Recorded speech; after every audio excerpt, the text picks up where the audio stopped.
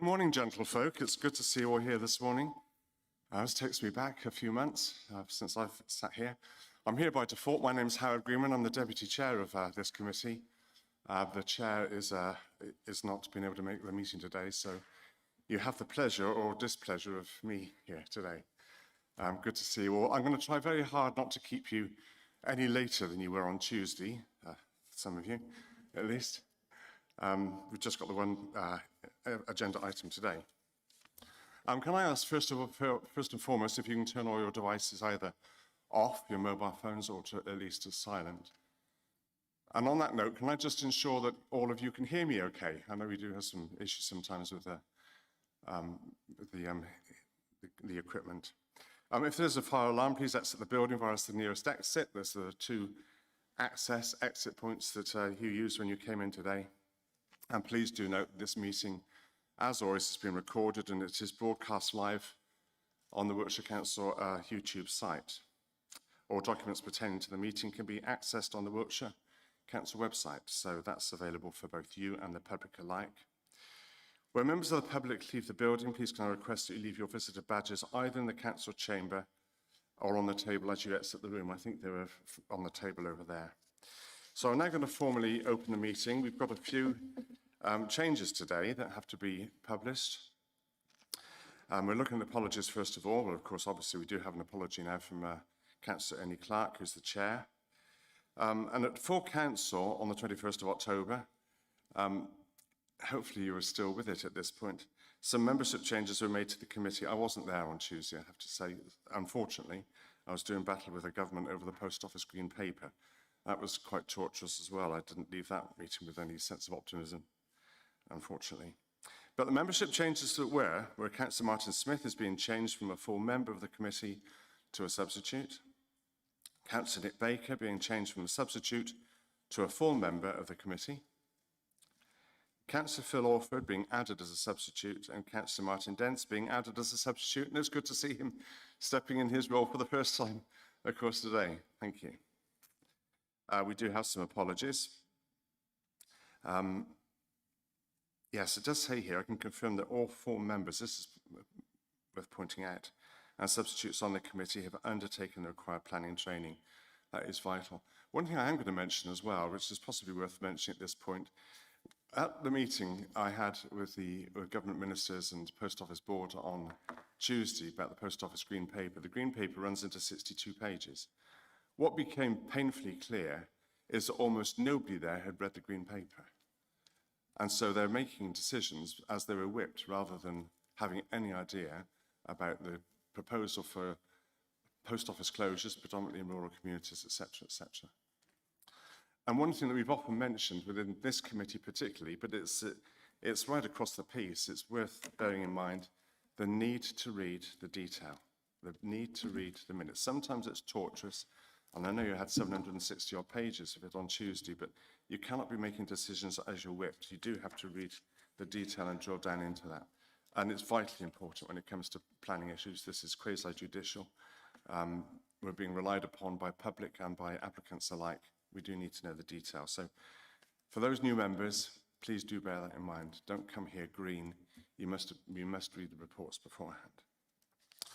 So back to apologies then. Apologies today have been received from Councillor Nick Baker, who's been substituted by Councillor Ruth Hopkinson. Good to see you, Ruth.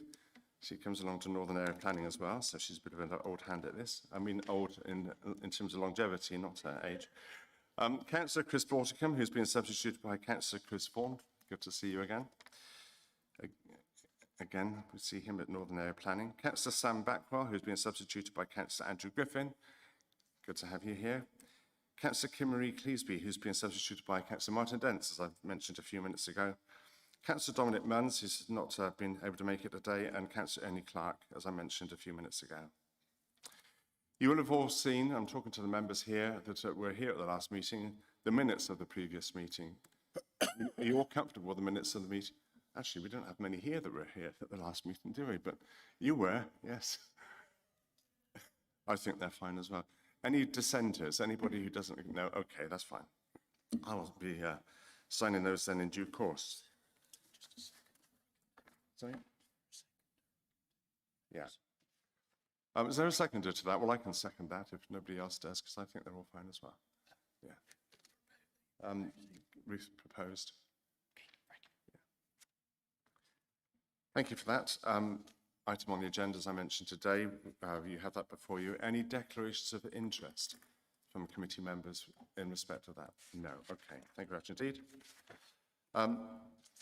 Now, there's one chairman's announcement. This is something that was raised at the Northern Area Planning Committee. Some of you will be aware that when I chaired this substantively before the last local elections, I did on occasions go back to speakers later on the agenda because I became very conscious of the fact that technical questions could be asked of members. And then it wasn't only then, after we heard some of the speakers, that would throw up more questions that needed to be asked. And I felt it was unfair and probably not part of a robust democratic process to say, no, you've spoken once already, you can't speak again, because I've been very anxious as chairing the committee that people should leave the chamber feeling that they had all their questions answered.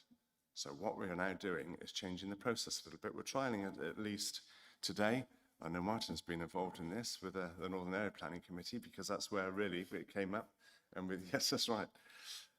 So what we're going to be changing the public participation a little bit today, and you'll see that as we go on. We will have the public participation first before the technical questions, because, of course, some of the issues that come out of the public participation may then inform our thoughts in terms of the technical questions that we ask.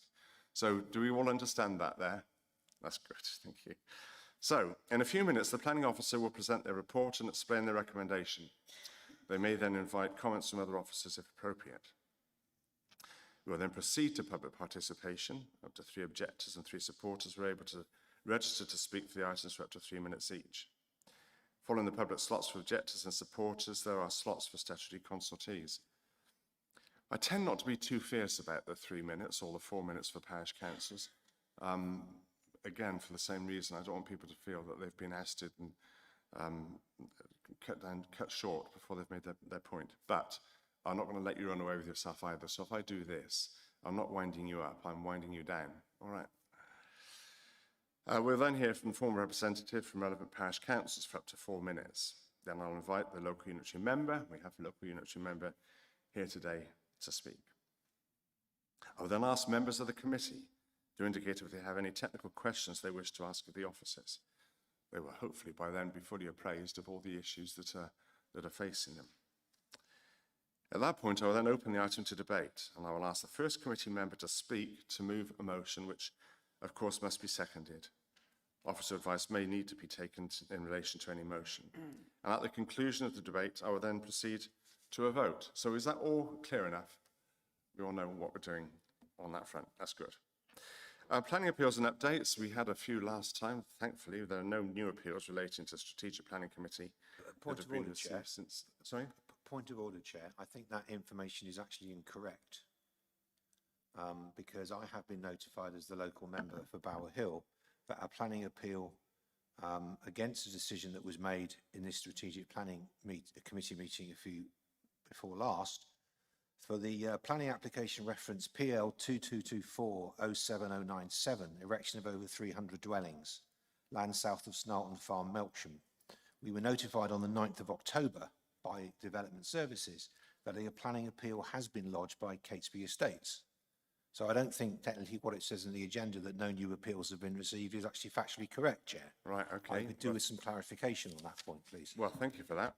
I will ask for some clarification on that. No, thank you. Yes, apologies. Yeah, the member is correct there. So we'll ensure that is tidied up in the next report that comes to the Strategic Planning Committee. It is being heard by means of public inquiry. Haven't got the dates, finalised dates just yet. I think they're into January, and obviously the publicity around that is happening. If it hasn't started already, it's happening imminently, because at that stage, all comments that were made during the life of the application, all relevant papers will be forwarded on to the planning inspectorate, so the inspector has that before them ahead of the inquiry, and then the publicity that will happen now, comments are invited, they then get sent direct to the planning inspectorate, and that'll be made clear on the notifications. But yeah, apology for that omission. That is correct, actually, and so we'll make sure that's tidied up in the next appeals report that comes to this committee.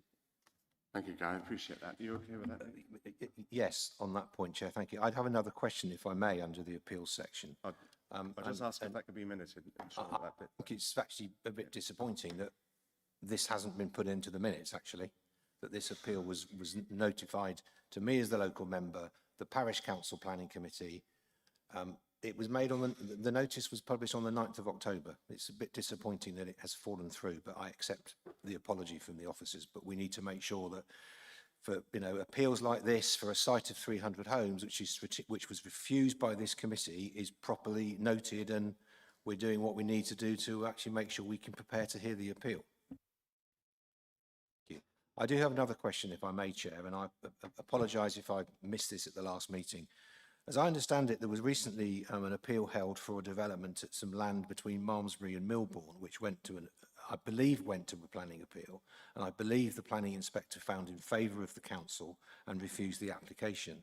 I've been back through the previous minutes, but I can't find any notification in any of the agenda in terms of what learnings we took from that and how that will help us shape any future appeals that either a local area planning committee or indeed this strategic planning committee has put forward. So I would ask if I have missed the learnings from that, if respectfully they could be sent to me personally. I don't know if other members of the committee have received it, but I think it would be useful for us as members of this committee to understand the learnings, the points that were put forward, the points that the inspector agreed with, to help us shape any future comments of appeals should the need arise.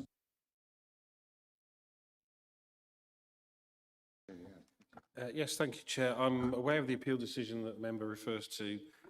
Apologies because I've been here not quite 6 months yet. I can't recall which committee, whether it was even delegated, where the decision came from, but it's correct.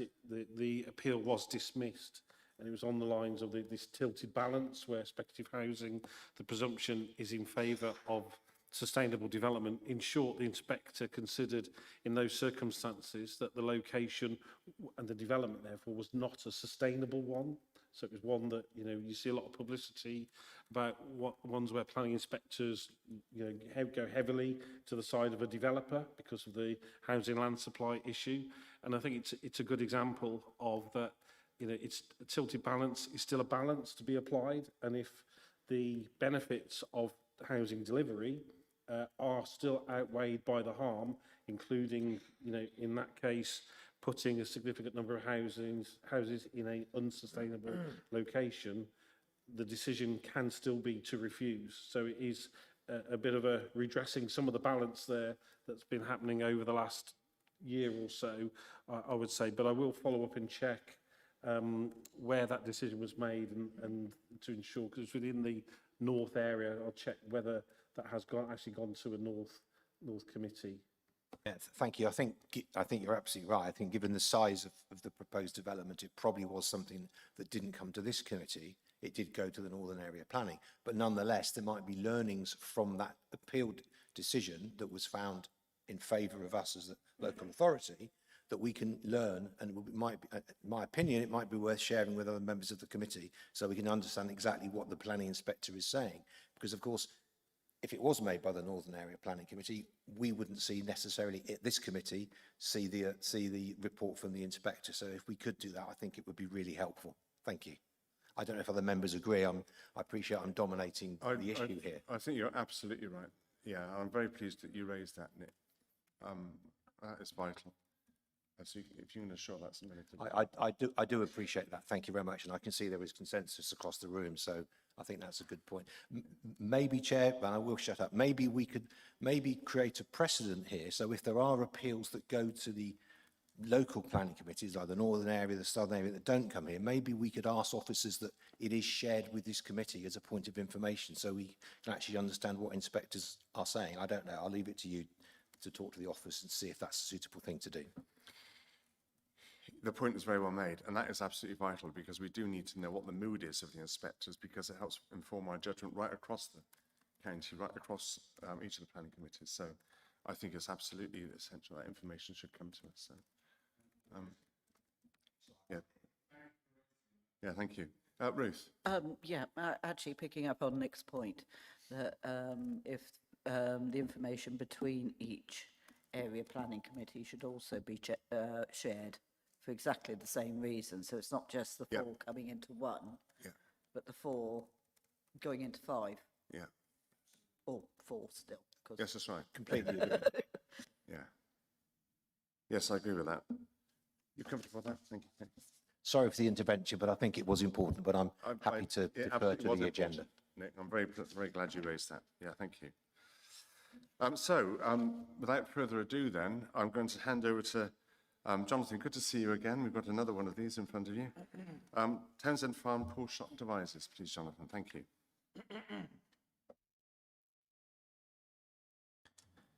Thank you, Chair, and good morning, members.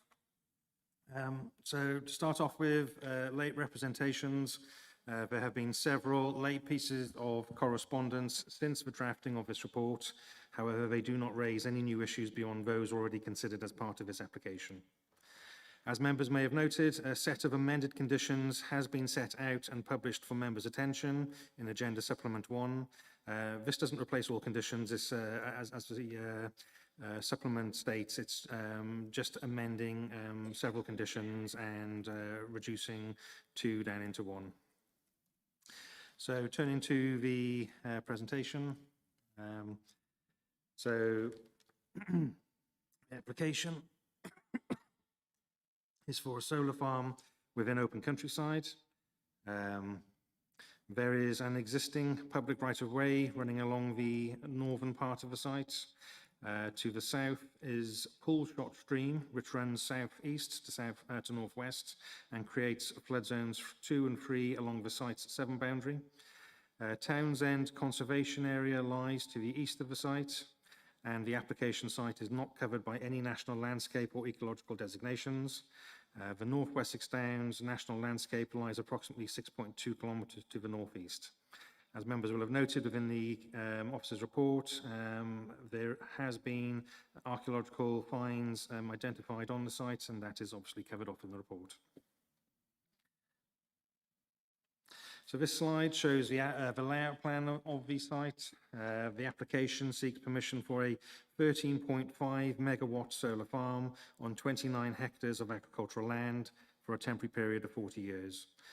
The scheme includes solar panels, substations, fencing, CCTV, access tracks, and ecological enhancements. The associated structures with the proposal are located to the northern parts of the site. Access would be to the southeast onto Poolshot Road. The cable route runs to the north of the site for approximately 1.8 kilometres and would connect to the 33 kV overhead distribution line, which runs to the northeast of the site. The connection to the pylon would require a transformer to be located at the pylon, which would be installed as part of the connections process by the district network operator using its permitted development rights. The following slides will provide and show typical details of the proposed development. So top left here, you can see the typical cross-sections of the solar panels that would be mounted to a steel and aluminium frame with a single access tracker arrangement. This allows the panels to basically track the sun through the day. The top right element shows cross-sections of the access tracks and roads, which would be contained within the site. The below left is the distribution network operator substation. These are relatively small. And the below right is cross-sections through the trenches showing the cables which would go up to the connection point. So this slide shows the top bit shows the customer substation container, and the below shows typical details of gate and fence, and the fences would have manual access points. So this next slide shows the top one shows the storage container, and the bottom one shows the inverter details. CCTV units would be installed every 10 metres along the perimeter fencing, pointing in towards the site to maintain privacy. All cameras would operate using infrared technology, and as such, no additional security lighting would be required for CCTV use. The site would not be continuously lit during construction or operation phase, and any lighting to be used will be controlled through condition. So third-party and parish town council representations have raised a range of concerns, as shown on this list here, about the proposed solar farm. And as members I'm sure will appreciate, this list is fairly typical for the type of concerns and issues raised in relation to this type of development. So in terms of the principle of development, it is considered that the proposal aligns with national and local policy which supports for renewable energy, including Core Policy 42 of the Wiltshire Core Strategy and the relevant sections of the National Planning Policy Framework. It contributes to Wiltshire's carbon neutrality target and is considered sustainable development. The principle is therefore accepted, subject to the other mitigating elements. So this slide shows a summary of the key issues. The site does include areas of best and most versatile agricultural land. However, the development is temporary and reversible with limited soil disturbance. The impact is therefore considered acceptable under Core Policy 42 and NPPF guidance. No significant harm to nearby heritage assets has been identified. Archaeological potential is addressed across the site for a written scheme of investigation with further detail to be conditioned, and this has been agreed with the archaeologist. The proposal is therefore considered to comply with Core Policies 42, 57 and 58. Initial concerns relating to ecology were resolved through mitigation strategies, including skylark plots, barn owl protection and biodiversity net gain. The scheme is now considered to comply with Core Policy 50 and NPPF Section 15. As identified within the report, part of the site lies within flood zones 2 and 3. All solar panels can be installed using the standard ground clearance of 700 millimetres and maintain a clearance of 600 millimetres above any potential flood levels. Revised assessments and mitigation measures have satisfied the Environment Agency and Drainage Team, and so therefore the proposal is considered to comply with Core Policy 67 and relevant NPPF paragraphs. Construction traffic would be managed via a construction traffic management plan. This has been conditioned if members are minded to support. Visibility displays and access arrangements are considered to be acceptable. Public rights of way would remain accessible. The scheme is therefore considered to comply with CP 42 and CP 60 through to 64 and NPPF Section 9.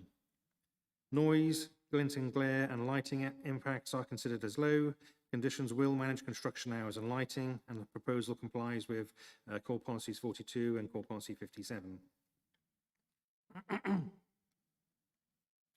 So this slide shows the site in relation to other nearby installations. As members will see, the site is the central one, outlined in red. Several sites outlined in black, running from north to south, are ones which have been built out. And then to the right, southeast, members will note the two sites at Blountmort and Blountcourt Farm and Potton Farm sites, which have been refused in recent times. So the following slides show views to the site and support the argument that the site is well screened. The top image is from views from the adjacent public right-of-way north of the site, looking into the site. The bottom image is from views from the north to northwest of the site from a public right-of-way, scene 1. To the left is the solar farm at Lodge Farm, and to the right there is an indication of the extent of the proposed site. In the distance are the location of the two recent refused solar farm applications. So again, these are more views to the site. The top image is from a viewpoint from the northeast of the site, from a public right-of-way, Pool 8. And the bottom image is from views from the site, from the south of the site, from a public right-of-way, Bulk 4, which forms a part of the White Horse Trail. These views show the existing boundary treatments within the area and demonstrate how well the site would be screened within this landscape. Again, these are views towards the site. The top image is from the southwest of the site, at junction C20 with C21, which are highways. And the bottom image is from a viewpoint from the northwest of the site again, from a public right-of-way, Scene 8, which is just south of Scene. I'm now going to hand over to my colleague, Paul Robertson, the council's landscape expert, and he will now delve further into landscape impact and cumulative harm. Thank you, Jonathan. I'm going to concentrate on two aspects here, as Jonathan's covered the initial visual impact and also initial landscape character impact. Two things I'm looking at are landscape value, which is covered under National Planning Policy Framework, paragraph 187A, and also cumulative harm, that Jonathan mentioned as well. Under landscape value, there is a Landscape Institute technical note 221 that actually sets out a number of value factors that myself as a landscape professional should be looking at when considering whether a landscape is a valued landscape under paragraph 187A. They are listed down the side on that table from 1 to 9, and of those 9 elements, I could only find 2 elements that I felt actually met the threshold which could be considered under paragraph 187A. The first one of those is recreational, which is the evidence of that is the extensive public rights of way network adjacent to the site, although there are no public rights of way going across the site in this instance. And the second one is perceptual, more to do with tranquility rather than wilderness. The site does form part of a tranquil countryside.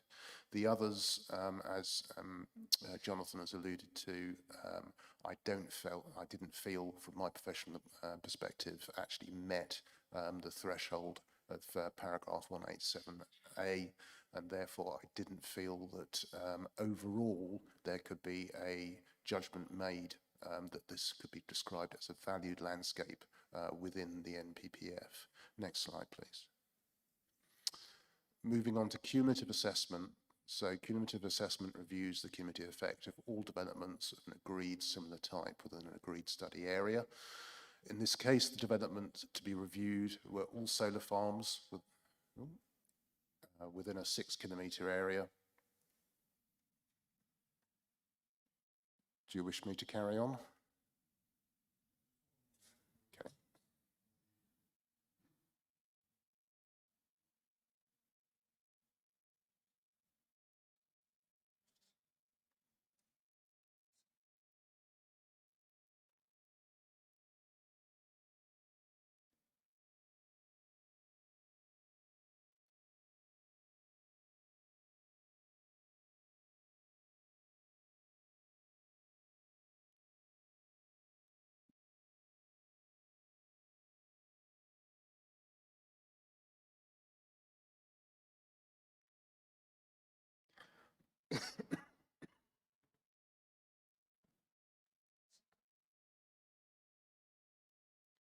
Back to the previous slide, please.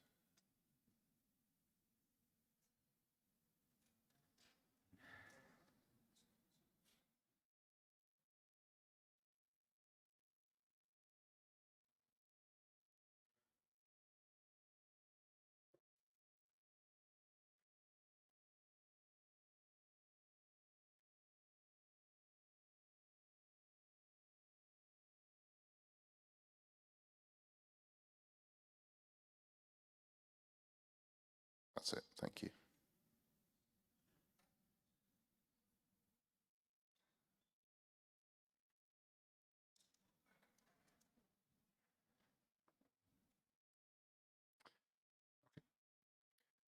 So yes, on bullet point 2, in this case, the development to be reviewed were all solar farms within a 6-kilometre radius of the proposed development.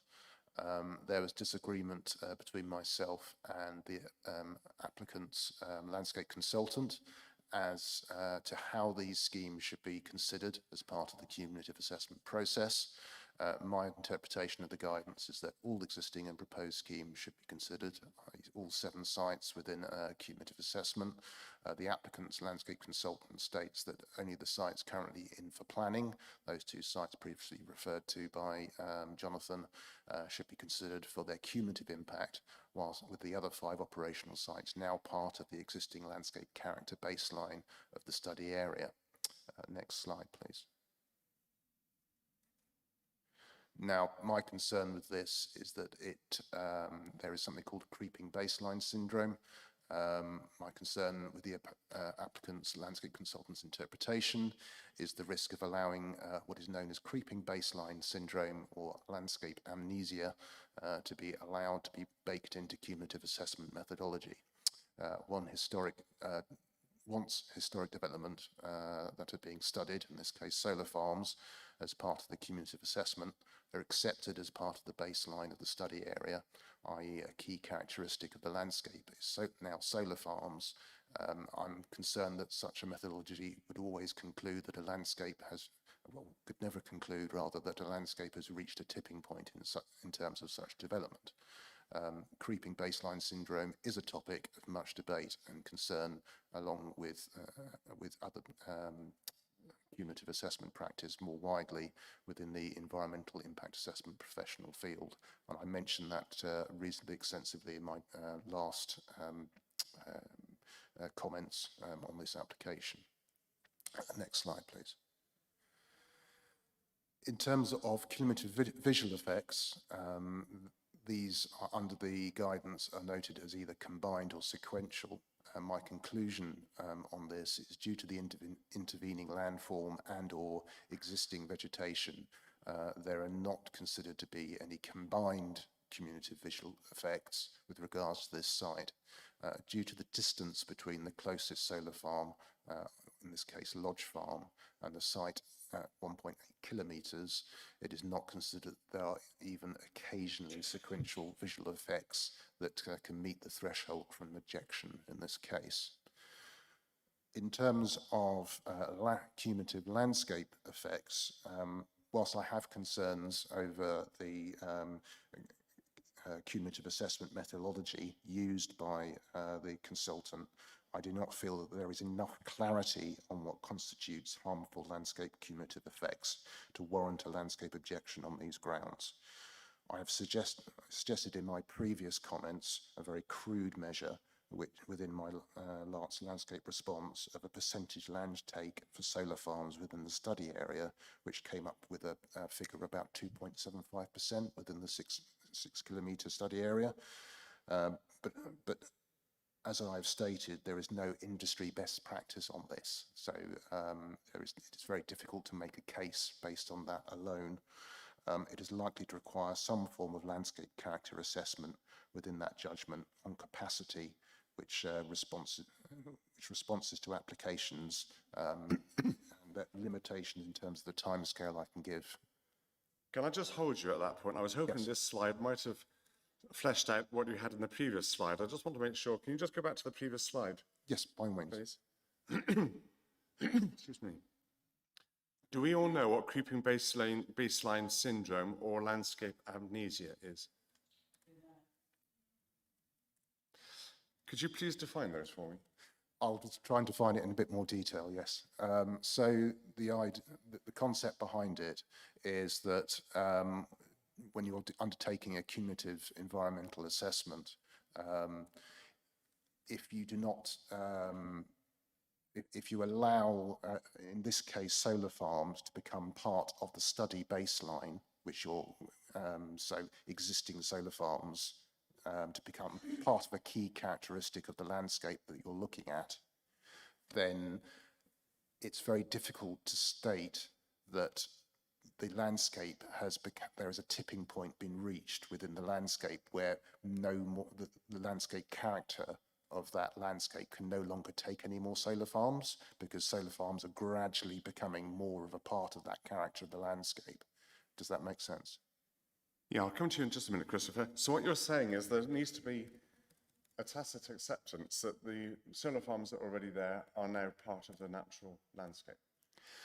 That is what the landscape consultants are stating, they're saying it's now part of landscape character, and therefore we should now accept that more solar farms will not necessarily do more harm or as much harm, because there is they're already there, basically. All right, I think I know what you mean there. Christopher? I think the officer is saying that that approach is simply not acceptable.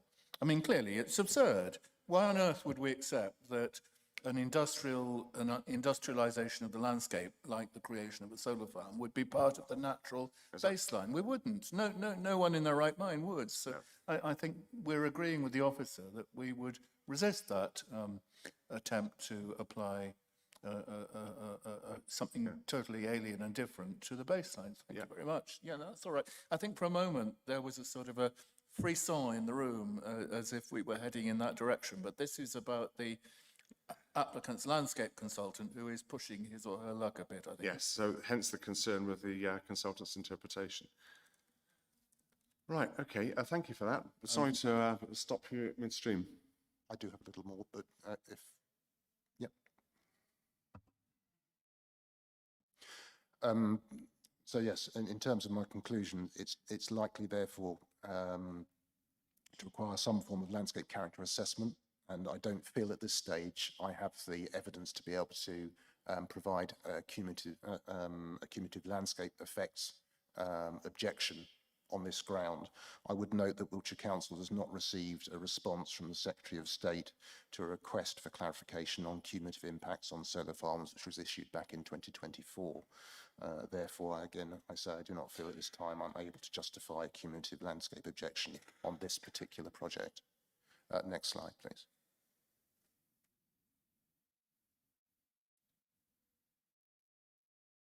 So in terms of landscape overall conclusions, we've touched on many of these already. BMV land, whilst there is BMV, or best and most versatile agricultural land on the site, we don't feel that is a reason hasn't met the threshold in order to object on landscape grounds. And mentioning with regards to cumulative landscape effects at the bottom, whilst I have my doubts about the methodology used by the applicant's landscape consultant, again, I don't feel I have the grounds to be able to provide a landscape objection on that either. Thank you.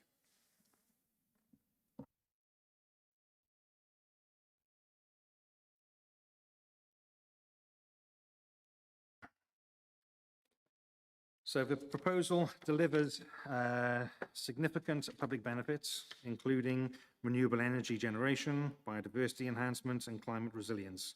While there are temporary and localized harms to agricultural productivity, landscape character, and amenity, these are considered limited, reversible, and capable of mitigation. In addition to the recognized public benefits, the following financial contributions have been agreed in principle by the applicant. A contribution of £14,000 to meet the Public Rights of Way Officer's response request to replace stiles with more accessible gates within the area, and the applicant is also committed to provide yearly contributions to a community benefit fund that would be managed by an audited third party. The fund would be index linked with contributions starting at a rate of £500 per megawatt peak, and equating approximately to around £7,000 for the first year and £465,000 for the lifetime of the development. The necessary monitoring fee of £11,165 can be secured through an appropriate legal agreement, which in this case can be a Section 111 agreement and read in conjunction with the Habitat Management and Monitoring Plan referred to in Condition 12. So on balance, the development is considered to comply with the relevant policies of the Wiltshire Core Strategy and the NPPF, and plan permission is therefore recommended for approval subject to conditions and legal agreements as set out. Thank you very much. The conditions. I did that at the start. Right, okay, Jonathan. Well, we're going to go to our first speaker, if I may, to Mary Gilmore. Thank you. Good morning, Chair and members. I am Mary Gilmore, speaking for Wiltshire CPRE. We strongly support renewable energy, but only in the right place, and this is not the right place. Landscape and visual impact. The site sits within the rolling clay lowland of the Wiltshire Landscape Character Assessment, recognised for its intrinsic rural beauty and good condition. The size of 40 football pitches, this is not small scale. It would transform open farmland into an industrial zone of rotating panels, a substation, fencing, and other man-made structures. Details of cabling and panel types remain unresolved, meaning the true scale of disruption cannot be assessed today. This is not temporary development, it's a steady creep of industrialisation. Cumulative impact. Wiltshire's solar targets will have been exceeded by 39% several years before 2030, with more proposals in the pipeline. As confirmed by Councillors Alford and Bottrell's motion of May 2024, there are concerns about concentration and proliferation of solar farms in the county. Polshot has done its bit, as it has already one large solar farm just 1.8 kilometres away. Cumulative impact is not just about what can be seen, it's about tranquility, sense of place, and the experience of the countryside. On that measure, the impact here is undeniable. Benefits. The only beneficiary here is the applicant company, formed in 2020 with no employees and no profits. The electricity will go elsewhere, and there are no local power or local investment. This is corporate profit dressed up as climate action. The Energy Minister recently said solar is one of the cheapest and quickest power sources that can be built, but it comes at an unfair cost to those most affected. In a time of volatile harvests and shrinking farmland, Wiltshire can ill afford to lose more productive land to industrial schemes like this. Policy conflicts. This proposal runs counter to several elements of Wiltshire Core Strategy. Core Policy 42, misuse of BMV and inadequate consideration of cumulative effects. Core Policy 48, failure to protect the countryside and maintain local distinctiveness. Core Policy 50, insufficient assessment of long-term impact across construction, operational, and restoration phase. Core Policy 51 does not enhance or respect the area's distinctive character, instead it diminishes. Together, these conflicts show clear inconsistency with the Council's adopted planning framework. This is the wrong development in the wrong place. It would cause unnecessary, irreversible harm to our countryside and undermine Wiltshire's rural identity. Please reject this application and support renewable energy only where it can be achieved without sacrificing our farmland, our landscape, and our community. Thank you. Thank you, Mary.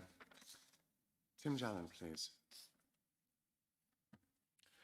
Good morning, Chair and Council. I'm Tim Jalland. I'm a resident of Polshot.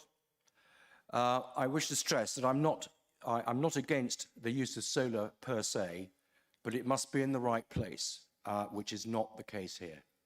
I'm going to cover two areas, agriculture and flooding. Agriculture. The proposed project undermines both Wiltshire County and government strategic policies. The former reinforcing the need to make the most of Wiltshire's outstanding environments, which includes the importance of farming, and the latter being the government's food strategic policy published in 2022, which stresses the importance of maintaining agricultural land for food production, especially at a time of great turmoil across the world and especially in Europe. We need to remember that at least 49% of our food is imported at the moment. Although this land is mostly graded 3A and B, it does and has over the years supported highly productive organic and dairy farming, whilst protecting, restoring and enhancing the environment and maintaining suitable, sustainable food production.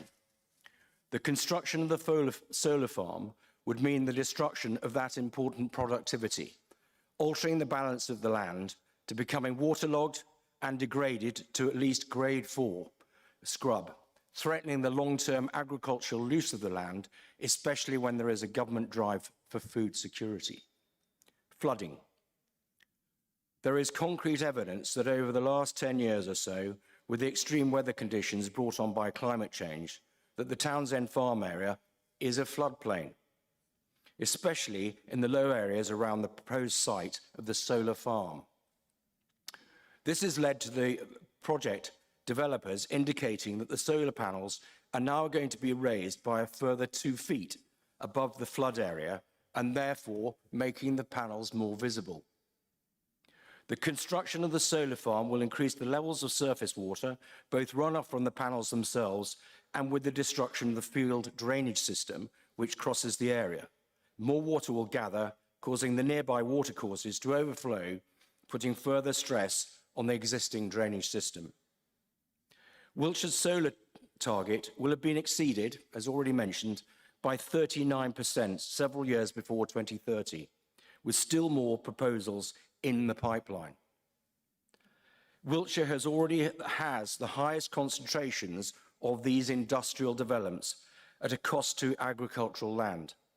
Communities in the rural and will affect the rural way of life. Pulshot, as you already know, has a solar panel farm in its boundary, only 1.8 kilometres away from the proposed site. And we also have 2 new housing estates being built. We do not need another solar panel farm, please. Thank you. Thank you, Tim. Appreciate that. To the applicant, please, Michael Breslaw. Thank you.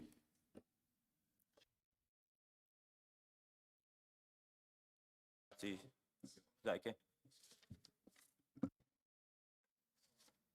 Chairs, members of the committee, thank you for the opportunity to speak to you about Bide Mill Solar Farm. I am Michael Breslaw, the applicant for the scheme, and I am joined today by Martin Pollard, the planning agent for this application. The government, as well as Wiltshire Council, have declared a climate emergency, and the UK is committed to becoming carbon neutral by 2050.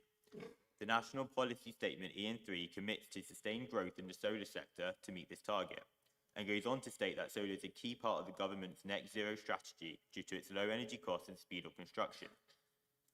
Furthermore, the British Energy Security Strategy states solar has an important role in delivering energy security and expects a 5-fold increase in solar generation by 2035.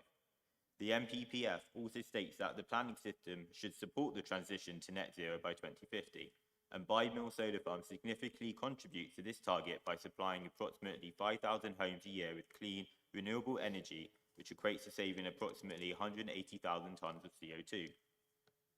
National Policy Statement EN3 states the key factor in influencing solar farm site selection is network connectivity, as the UK grid has an uneven distribution of connection points. Ampere have secured a connection point 1.8 kilometres north of the solar farm. From this start point, a stepped approach following the MPS guide on site selection was followed, with step 1 utilising a 2-kilometre search radius around the connection point. Step 2 was discounting all designated sites in areas of flood zone 2 and 3 within the search radius. Step 3 was analysing the remaining land for brownfield sites, usable terrain, good accessibility, and discounting B&V land. Step 4 was conducting site-specific analysis to determine whether the remaining land parcels were visually screened and far enough from residential dwellings. From this, limited land was suitable, and of this land, our chosen site was deemed the least impactful. When conducting the site selection report, the preliminary agricultural land classification provided by Natural England showed the land to be non-BMV agricultural land.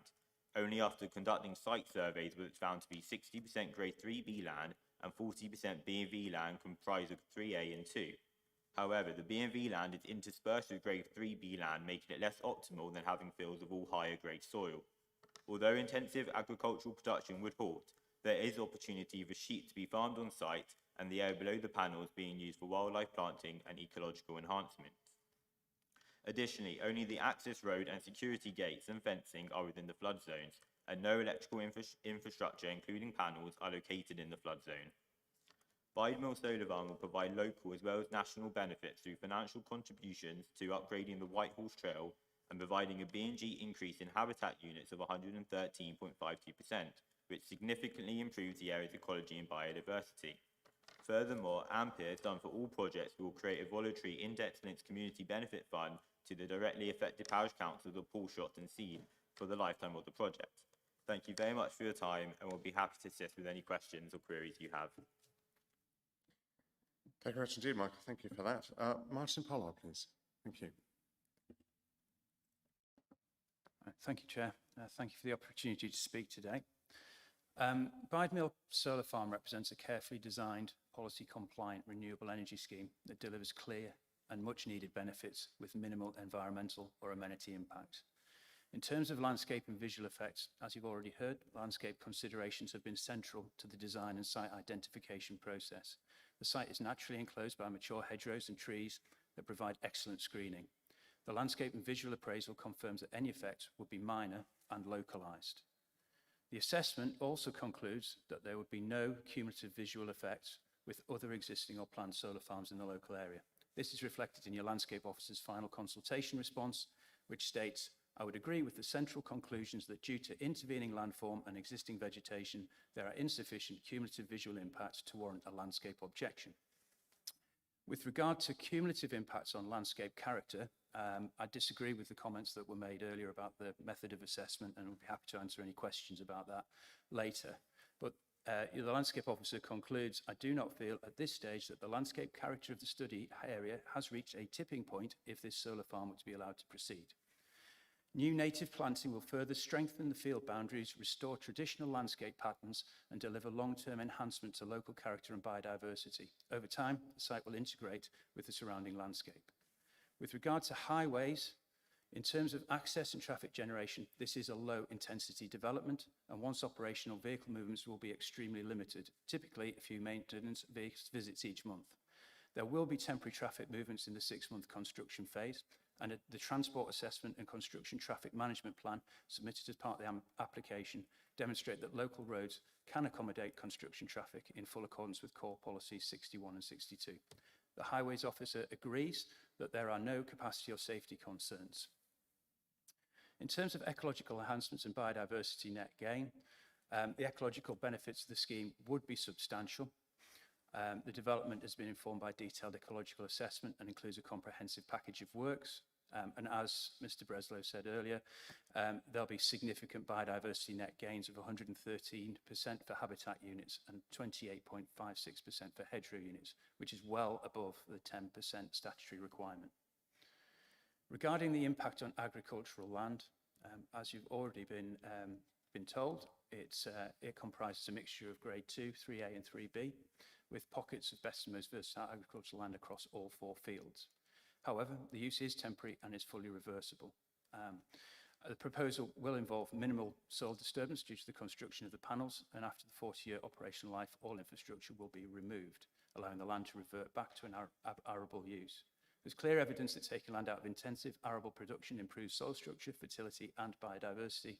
Like traditional fallowing, this rest period will allow the soil to regenerate, enhancing its long-term productivity and resilience to drought and erosion.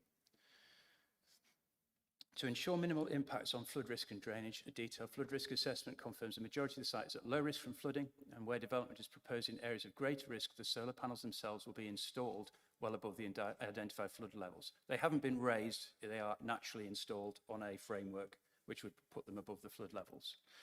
This approach has been agreed by the Environment Agency, who are the arbiter and decision maker on flooding matters. Sustainable drainage measures have been included in the proposed development to ensure there will be no increase in surface water runoff, either on site and in full compliance with the core policy 67 and national guidance.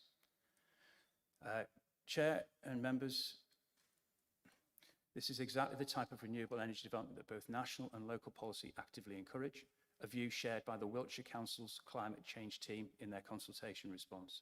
The scheme will generate up to 13.5 megawatts of clean, zero carbon energy, enough to power thousands of homes. It will make a meaningful contribution to Wiltshire's carbon neutral goal by 2030 and the UK's net zero target by 2050. The proposal is a responsible, sustainable and future-focused delivering clear public benefits that decisively outweigh any limited temporary impacts. We Can urge I you ask you to wind up, please, then? Last paragraph. We urge you to support your officer's recommendation and grant planning permission for this well-considered and environmentally responsible development. Thank you, Chair. Thank you, appreciate that. And to our divisional member, if I may, please. Oh, hang on, we've got to, oh, right. Sorry about that. Somebody just turned the piece of Mr. paper. Chair, I'm here on behalf of Worton Parish Council. I'd like to make a statement, please. Are you Nick Stokes? I am indeed. Please do, thank you. In the case officer's report, Worton Parish Council's concerns about the access and traffic implications of this development have been referenced, but we do not believe have been addressed by the developer, the case officer, or by Highways. And the comments that were just made of how the local roads could cope with them are completely untrue. All that the report talks about is that the access to the site will not be through Paulshot, but from the C20. Those of you who know the C20 will be aware that it's an exceedingly busy road, which is used by traffic from Salisbury to the south and Melksham and Chippenham to the north as a cut-through to avoid devices. Recent Metro counts in Worton showed that more than 500 cars per hour use it during peak times. Moreover, the Paulshot junction is on a straight road where traffic speeds often exceeding 60 miles per hour, and there's no indication that any of this about the use of the C20 is understood by the developers. Worton is around a mile east of the Paulshot turn, where the C20 enters a narrow and long high street, where the road is barely wide enough for two HGVs to pass. There is no continuous pavement and many parked cars. The Parish Council has worked closely in recent years with Wiltshire County Council to try to manage the speed and volume of the traffic that results. Speed signs now operate at either end of the village. There's a very active speed watch team, and in August, Wiltshire Highways installed a traffic calming scheme at 2 points in the high street, whereby traffic is now restricted to a single lane. Despite these actions, the C20 remains a very dangerous road. In the last 2 months alone, there have been 6 accidents in the vicinity of Worton, one of which resulted in a fatality, and 6 parked cars parked in the high street have been written off or badly damaged. In addition, a new development, Kempster's Reach, has been progressing at the east end of the village with access on a blind corner. This was rejected twice by Wiltshire County Council planners, but agreed by an inspector, despite the access being declared unsafe by Highways. However, a clause was included in the planning permission whereby the developers had to ensure that their HGVs could only approach the site from the southeast and should not go through Worton itself. The developers, Newlands, have included this requirement in their contracts to their suppliers and subcontractors. Should the Planning Committee be minded to accept the case officer's recommendation to approve this application, therefore, Worton Parish Council want to insist that a similar requirement should be agreed by the developers, whereby no HGVs should approach the site from the east and should not go through Worton. As I say, there's already a precedent to do this. This is particularly important as we are told that many of the solar panels that will be manufactured in China will actually be shipped in via Southampton. So these panels will have to be transported to the site via the northwest via Seed. I'd just like to make 2 other quick comments, if I may, Mr. Chair. One is that the actual point of access that is proposed on the Paulshot Road flooded on 3 occasions last year, and on 1 occasion the road was actually closed. And there seems to be no mitigation to cope with that. It is in the middle of the floodplain. Secondly, there were 2 points that came out when the applicants carried out their consultation in the village. One was that we were told that, as I say, the panels will be made in China and transported halfway across the world. And in fact, the impact of this on global climate change will all but remove any benefit in the UK specifically for this actual development. And secondly, that the reason for the profusion of solar panel applications in Wiltshire, and I quote from the developer here, is because it is the nearest county to London where there is still capacity on the national grid. So there's no benefit also to Wiltshire for this energy because it will be transported to London. Nick, So can I I ask you to therefore wind up your urge that thoughts, this application be rejected. Thank you, Chair. Thank you, Nick. Liz Bissett, please. Thank you. Welcome, Chairman and councillors. I'm speaking on behalf of Polshot Parish Council and the hundreds of residents who strongly object to this proposal. Let me be clear, we support renewable energy in principle, but this application is fundamentally flawed, both in principle and in detail. It relies on inaccurate data, incomplete surveys, and exaggerated claims about its benefits. Polshot already hosts a sizable solar farm to the north of the village, 80 acres. Adding another 40 acres would mean 8% of the parish is covered in solar panels. That's equivalent to 96 football pitches. This is excessive for a small rural village. Two large solar farms just 1.3 kilometres apart is unreasonable. It's also unacceptable that Seen residents have not been consulted, despite them overlooking the proposed site. Let me add two more reasons for refusal, in addition to the ones raised by my colleagues. Archaeological significance, preserving our history. This site is not just empty farmland, it is part of a rich and sensitive archaeological landscape. The developer's own assessment confirms a high potential for Roman remains and a medium potential for medieval artifacts. These are not minor findings, they represent centuries of buried history still to be explored. We are talking about evidence of ancient settlements, possibly Roman occupation, in a parish whose landscape has remained largely unchanged for generations. Building over this land risks permanently destroying heritage that has yet to be discovered. Once it's gone forever. We have a responsibility to protect this history, not bury it beneath industrial scale infrastructure. The National Planning Policy Framework makes clear developments must respect the historic environment. This proposal does the opposite. It places profit before preservation. Impact on public rights of way. The application underrepresents the effect on local bridleways. It mentions Polshot 4, but ignores Pole 2, Hooks Lane, and Pole 8, Layball Lane, both affected by the proposed cable route.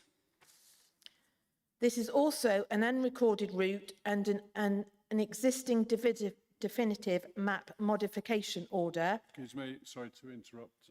Somebody just left the room. Is that one of our members, so they can't do that during the... Excuse me, sorry for interrupting. That's okay. Councillor Holden, you won't be able to vote if he's not listening to the public. Do I have to hold? Just to explain, councillors need to be here for the duration of an item to take in all the information so they can make an informed decision when they come to vote. So we're just briefly... So I do apologise for that. Okay, so I just wait. Yes. If you would. We've yeah. paused your time, so you won't be penalised on that. Does anybody else need a comfort break while we're here? It is important that we're all present for everything I just said, because we need you to make an informed judgment. Thank you.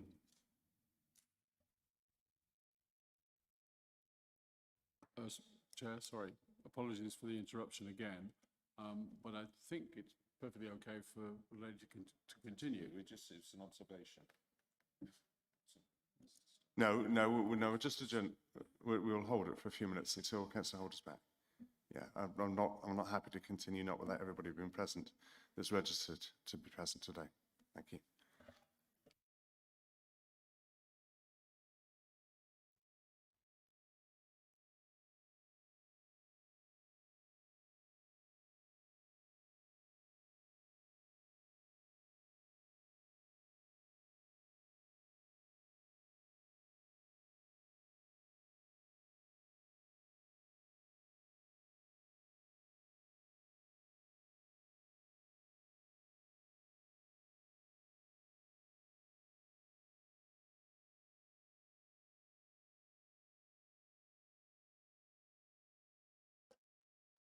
Thank you, Liz. Apologies for that. You may continue. Thank you. Okay, thank you.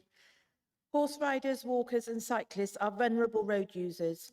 Any development that reduces safe off-road routes and pushes users onto narrow country roads poses serious safety risks. This is especially relevant in light of recent changes to the Highway Code, which afford greater protection to these users. The developer's documents contain factual errors. For example, Bide Mill Lane is not a BOAT as claimed. Its eastern end is an unclassified road. The rest is bridleway, pole 4. Bridleways allow access only on foot, bicycle or horseback, not for construction traffic. There is no clear plan for how construction traffic will access the cable route. This raises questions about feasibility and safety. There has been no permission given to go across the land for the cable, and we shouldn't be approving things that cannot be implemented. 1.8 kilometres of cable from the solar farm north of the village to connect to this proposed solar farm is outrageous, destroying bridleways en route. In conclusion, the National Planning Framework calls for developments to protect and enhance the natural and local environment and to respect the intrinsic character and beauty of the countryside. This proposal fails on all accounts. It offers no tangible benefit to Polshot residents, risks irreparable harm to heritage assets, disrupts public rights of way, damages agricultural land, and increases traffic on narrow rural lanes. It even proposes to lay cable over land without permission. For these reasons, Polshot Parish Council strongly urges this application to be refused. Thank you. Thank you, Liz. Appreciate that. May I turn then, please, to Councillor Tamara Ray. Thank you, Tamara. Thank you. First of all, I'd like to thank officers, members of the committee and the residents who have attended today for all of their work in fairly assessing this application. On Tuesday, this council adopted the Our Wiltshire Plan, which is rooted in the key values of fairness, openness and collaboration, essentially listening and working with our local communities. Today, councillors, you've heard a significant amount of additional information that only local people could really know. And I would urge you to take that into consideration. So there's probably so much there, perhaps we might even want to circulate the scripts that the team have prepared here for consideration by the committee. I don't know whether that's permissible, Chair. I'm afraid not. Right. Well, in that case, then, I think it's really important that, everyone really considers the points that were made. But there were significant points made in relation to highways. Nick Stokes from Wherton Parish Council spoke about the many issues on the C20. And in fact, if traffic is not to go through Wherton to access the site, then it will need to come from Seend and from Bell Crossroads. As you may know, Bell Crossroads is a significant collision spot within the county and is of regular discussion with our highways officers for how we can reduce the accident rate there. We've also heard about flooding and the local knowledge that the flooding in this area and the issues with the drainage system. And that's before the application to build on the farmyard at Townsend Farm is fully built out for another 14 net zero properties. Liz, with her local knowledge, spoke about the rights of way and how many of those have not been fully included in this assessment. So I would urge you to consider that additional information in detail and to bear in mind those values of fairness, openness, collaboration, listening and working with our communities in your assessment of this, in line obviously with the planning law, etc. But I think that there has been a significant amount of additional information that you have heard today, and I would urge you to consider that very carefully. Thank you. Thank you, Tamara. I appreciate that.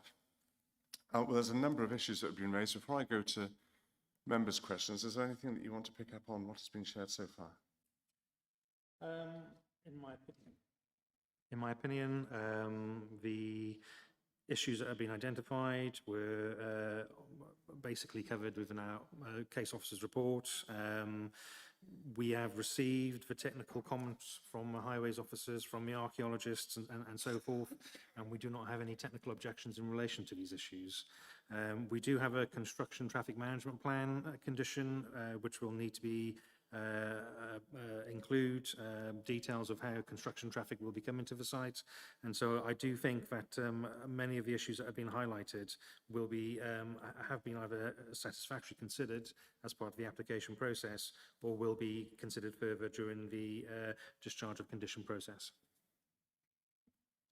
Thank you. I have particular concern about some of the picture that's painted really by Nick. And that's a pretty horrible story. And of course, obviously, that is on the ground immediate information. Highways presumably know about the collisions and so on that's been raised, do they? I mean, it wouldn't be for the first time that I've doubted the sensibility of some of our highways judgments, and I'm concerned, obviously, about what Nick shared with us. I can't comment on what highways do or do not know in relation to that. I would have to have that discussion with them. All right. Chair, they would have access to the accident records as part of their assessment of local highway conditions. I know it's something that they look at in terms of baseline conditions of the area. Christopher, Councillor Newby. Thank you, Chairman. I have a couple of questions of my own, but there were a few points raised in the open forum which I would have thought officers might want to respond to. There was one in particular about the use by construction traffic of a right-of-way which does not allow vehicles. I'm wondering whether the applicants believe that they own that right-of-way and that by owning it they have the right to use it for private uses rather than public uses. But I mean, I think it would be helpful if officers have got any notes of what was said in the open forum, if they were to deal with a couple of specific points like that one before members have a go at it. I think I'll come to Nick in a minute. Have you got any response to that? Yes, so we've had no objections or issues raised by the public rights of way officer in relation to that specific issue. It's a highway up to the public right of way, and I can see no reason why the applicant would have any issue in terms of taking any construction traffic along that. However, the actual access point into the site is not part of a public right of way, so it depends really on how they're actually going to be taking construction traffic onto the site itself. Okay, well, let me pursue that one. I mean, if it's a bridle way and the applicant would be relying on public rights, I'm really struggling to see why the applicant would have the right to use a bridle way for construction traffic. I mean, do we have time to check with the applicant? And we've got the applicant's agent here, whether they have some private use of it. But I mean, let me move on to my question. First one is I see on pages 46 and 47, there is, first of all, there is a plan showing what are believed to be the grades of agricultural land, and we have the solid colour. I don't have a colour version, I have a black and white version, but we have a solid plan showing quite a lot of the land. I don't know, it might be a fifth, it might be a quarter as grade 3A, best and most versatile land. And then on the next page, page 47, we see an argument, which is that yes, we have some best and most versatile land here, but this is only a temporary use, so it wouldn't be going out of agricultural use. And I don't think I've ever seen that particular argument before. I mean, we're being asked to grant a temporary permission for 40 years. I've never heard anybody say that there is a presumption that after 40 years a new application would be refused if this were to be proving to be a profitable enterprise. I think there's more of a presumption that a temporary permission would be renewed. So I'm really struggling to understand the argument that the best and most versatile land argument simply falls away because the nature of solar farms is, I mean, I thought this was a real issue in previous meetings. We've agonized over who to believe about the correct classification of land. And now it seems that it's all, I'm really puzzled by this. Can somebody explain to me where this, is there any guidance that comes to the council from the CLG or from anywhere else that the classification of land is irrelevant for solar farms? Yeah, thank you, Christopher. Yes, please. There is guidance set out in terms of major projects, in terms of the level of hectarage lost in relation to development. So anything less than 20 hectares is considered acceptable, except in terms of losses, and that's of BMV land now, not lower grades. Across this site is a percentage mix of grade 2, subgrade 3A and subgrade 3B. 3A obviously forming part of the BMV, and as the applicant has pointed out, there is still potential for farming uses of this land even whilst the solar panels are going forward. So whilst I acknowledge that maybe the report suggests that its loss or temporary loss is not so significant in this instance, I do agree with that stance, and maybe I should take out criticism on the cheek in terms of looking at future reports and how I generate the arguments in relation to those elements. However, the loss is not considered significant and does fall within the realms of the loss of BMV in terms of government guidance. But, okay, so where does that guidance come from? What document is it in, please? And I'm puzzled that we haven't heard about it before. Or have we heard of it? I can't remember hearing about it before. It seems to be something new for this committee, is it? No, it's been around for quite a long time. I'm surprised if nobody has mentioned it before. But I cannot, for the life of me, remember off the top of my head in this position right now what document it is, but I'm more than happy to look into that and send it on to you. Okay, well, when it comes to the landscape impact, we have the consultant's landscape, sorry, I beg your pardon, the applicant's landscape consultant, who I gather from our officer that there are elements of that submission that we don't agree with. We have our own landscape consultant, who I believe initially objected to this and is now accepting it.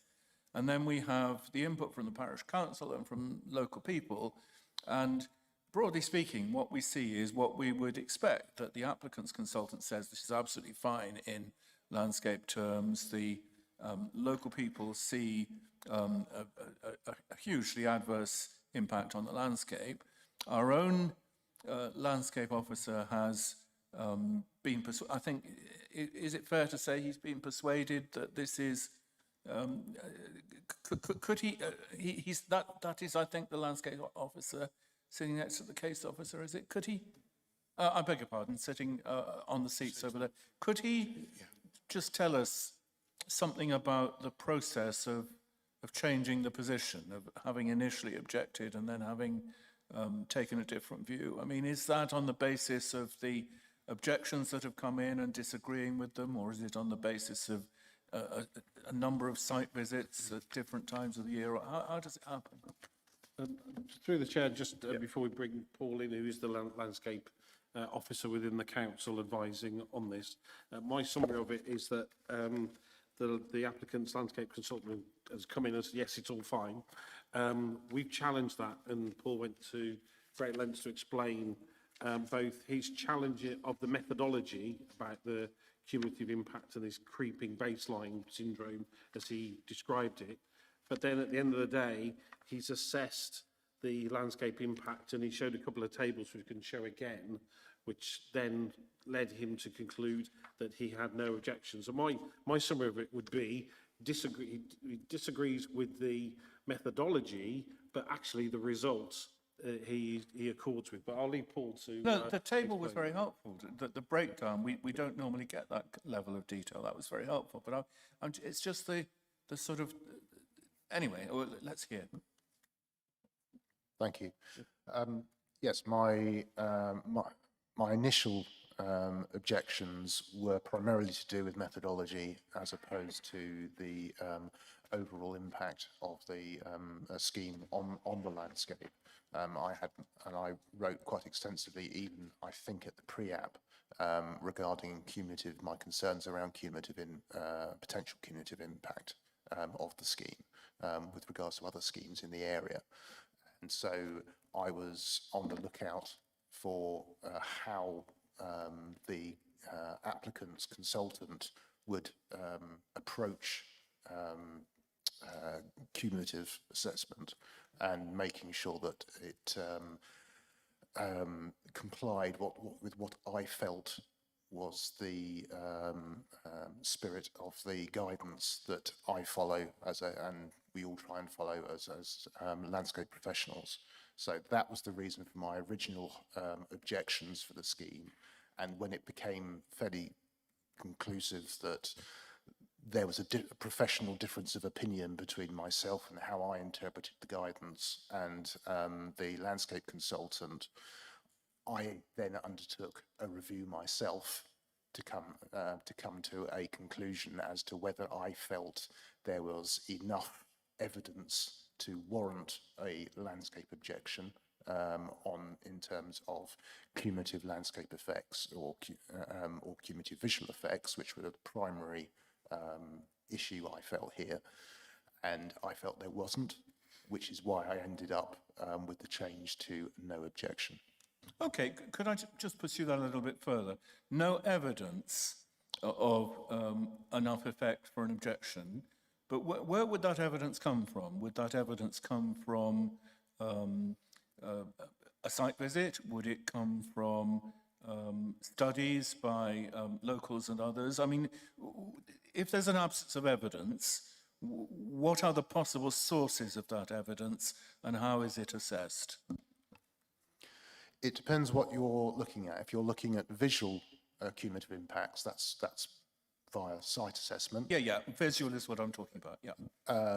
But if it's cumulative landscape, which was the primary issue I had here, it's more of a desk and reviewing landscape character assessment, because landscape character assessment is basically the foundation upon which you need to then assess landscape character on. So that's more of a desktop-based research methodology that I go through. I'm struggling to understand that. I mean, desktop means not going on site. Desktop means doing it, sitting at a desk in County Hall, does it? With regards to landscape character assessment, yes, you have to use the landscape character assessments that have been produced by the council in order to then assess against what you think would be it sets out the key characteristics of the landscape, and then you have to assess against those key characteristics. Presumably you do have photographs of the landscape, and yes, you have the drawings, the submitted plans of yes, the applicant, and presumably at some stage somebody doing an assessment of the visual impact has to compare the existing with the projected and say whether there is significant harm in terms of our landscape policy, our policies which protect landscape. And how is that carried out? How is that sort of before and after balance carried out? If I had concerns over the visual effects, which I didn't in this case, then I would go out on a site visit.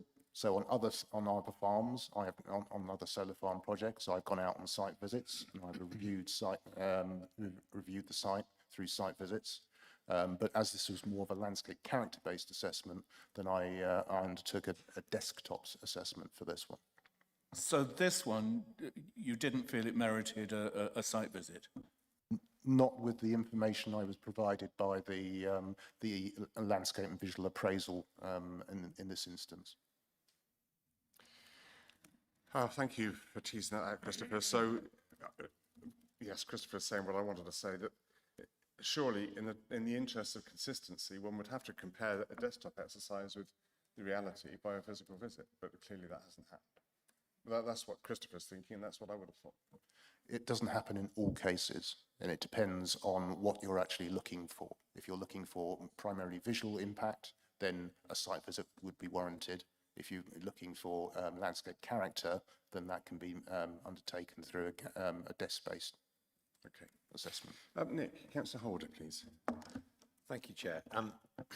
I do have a significant amount of sympathy with the comments made from the Parish Council from Wharton, because you referenced the C20 and the road through Wharton, but to be perfectly honest with us members, if any of you drive that route, and I do on a regular basis, because coming from Bower Hill, it makes much more sense for me to, when I go down through the Lavingtons and to Salisbury, to go the way that you've described.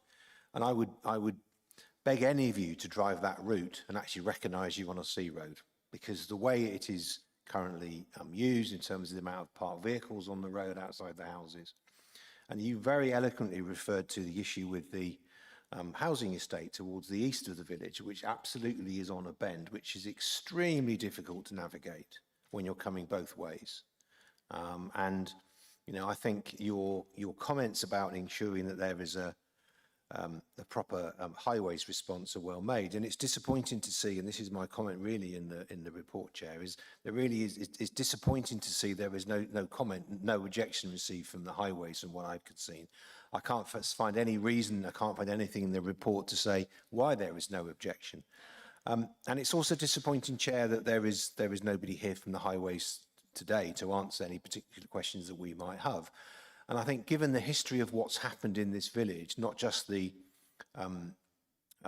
accidents that are referred to, but, you know, I've worked very closely with my colleague, Councillor Ray, when I was in my previous role as the Cabinet Member for Highways, actually to see what we could do to install traffic calming through the village. And you quite rightly point out that very recently there's been an amendment to the highway to make sure that there is a way of managing the system, the traffic through the village.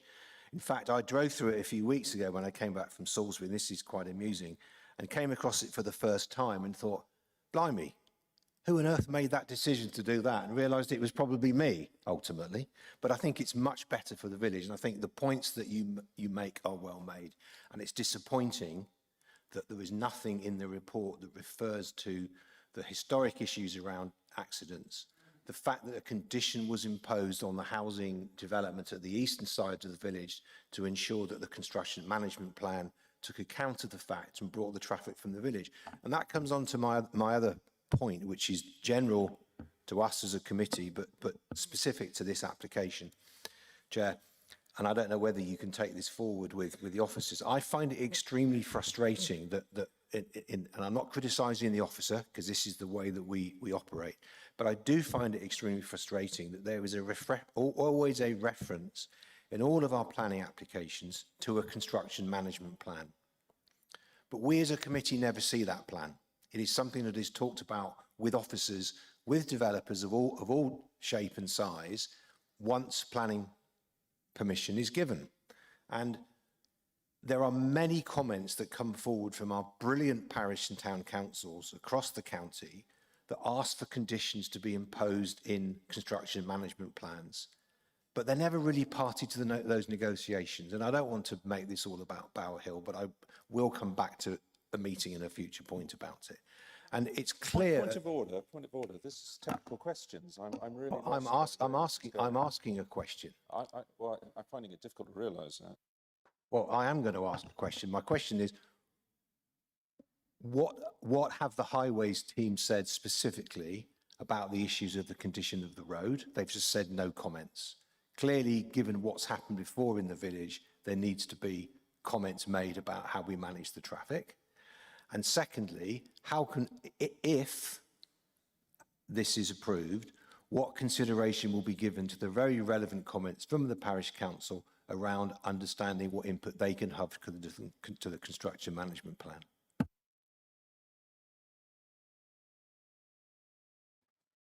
So from the comments we received from the highways officer, they've not raised any objections to the proposed scheme, and they've identified necessary conditions to be imposed should we be likely to grant consent. One of those conditions is the construction traffic management plan, and that would obviously then need to take into consideration the issues that are raised by the parish council in relation to how traffic accesses that site. So in my opinion, I feel that that does actually cover the issues that are being raised by the parish council in relation to that specific point. That's obviously going to be a judgment call for us, I guess. Chris, please. Thank you, Chairman. As it's been well noted, and we well know that the lower portion of this scheme to the south is prone to flooding. So I do wonder, how does that impact on the possibility of maintenance, possible maintenance and repairs, and maybe even replacing panels or such infrastructure if the ground conditions are flooded or, very soft underfoot? And if that then becomes very difficult or even impossible to do safe maintenance or repairs, how would that then impact on the viability of the overall output of the scheme as a whole? So, i.e., is this a practical place to even put such infrastructure?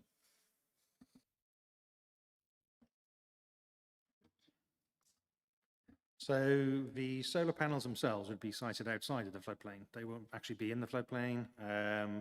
And with regards to the access point, whilst that is within the floodplain, it's hard to conceive that that is going to be flooded all the time and not allow access for traffic onto that site, either for repairs and maintenance or the fairly irregular maintenance that is likely envisaged throughout the year anyway. But there is a public highway that comes up to this point. That's probably a bit more seeable on this one. So this is a public highway, comes up to this point, and then that goes on to Pool 4, and there is potential for access off that into the fields existing at present. So I mean the sort of general access, so like towards the bottom proportions of the scheme. If an individual panel or panels would need to be worked on or replaced, would that be practical, as I say, if they're underwater or the ground conditions were soft, or So I can't hear what you're saying.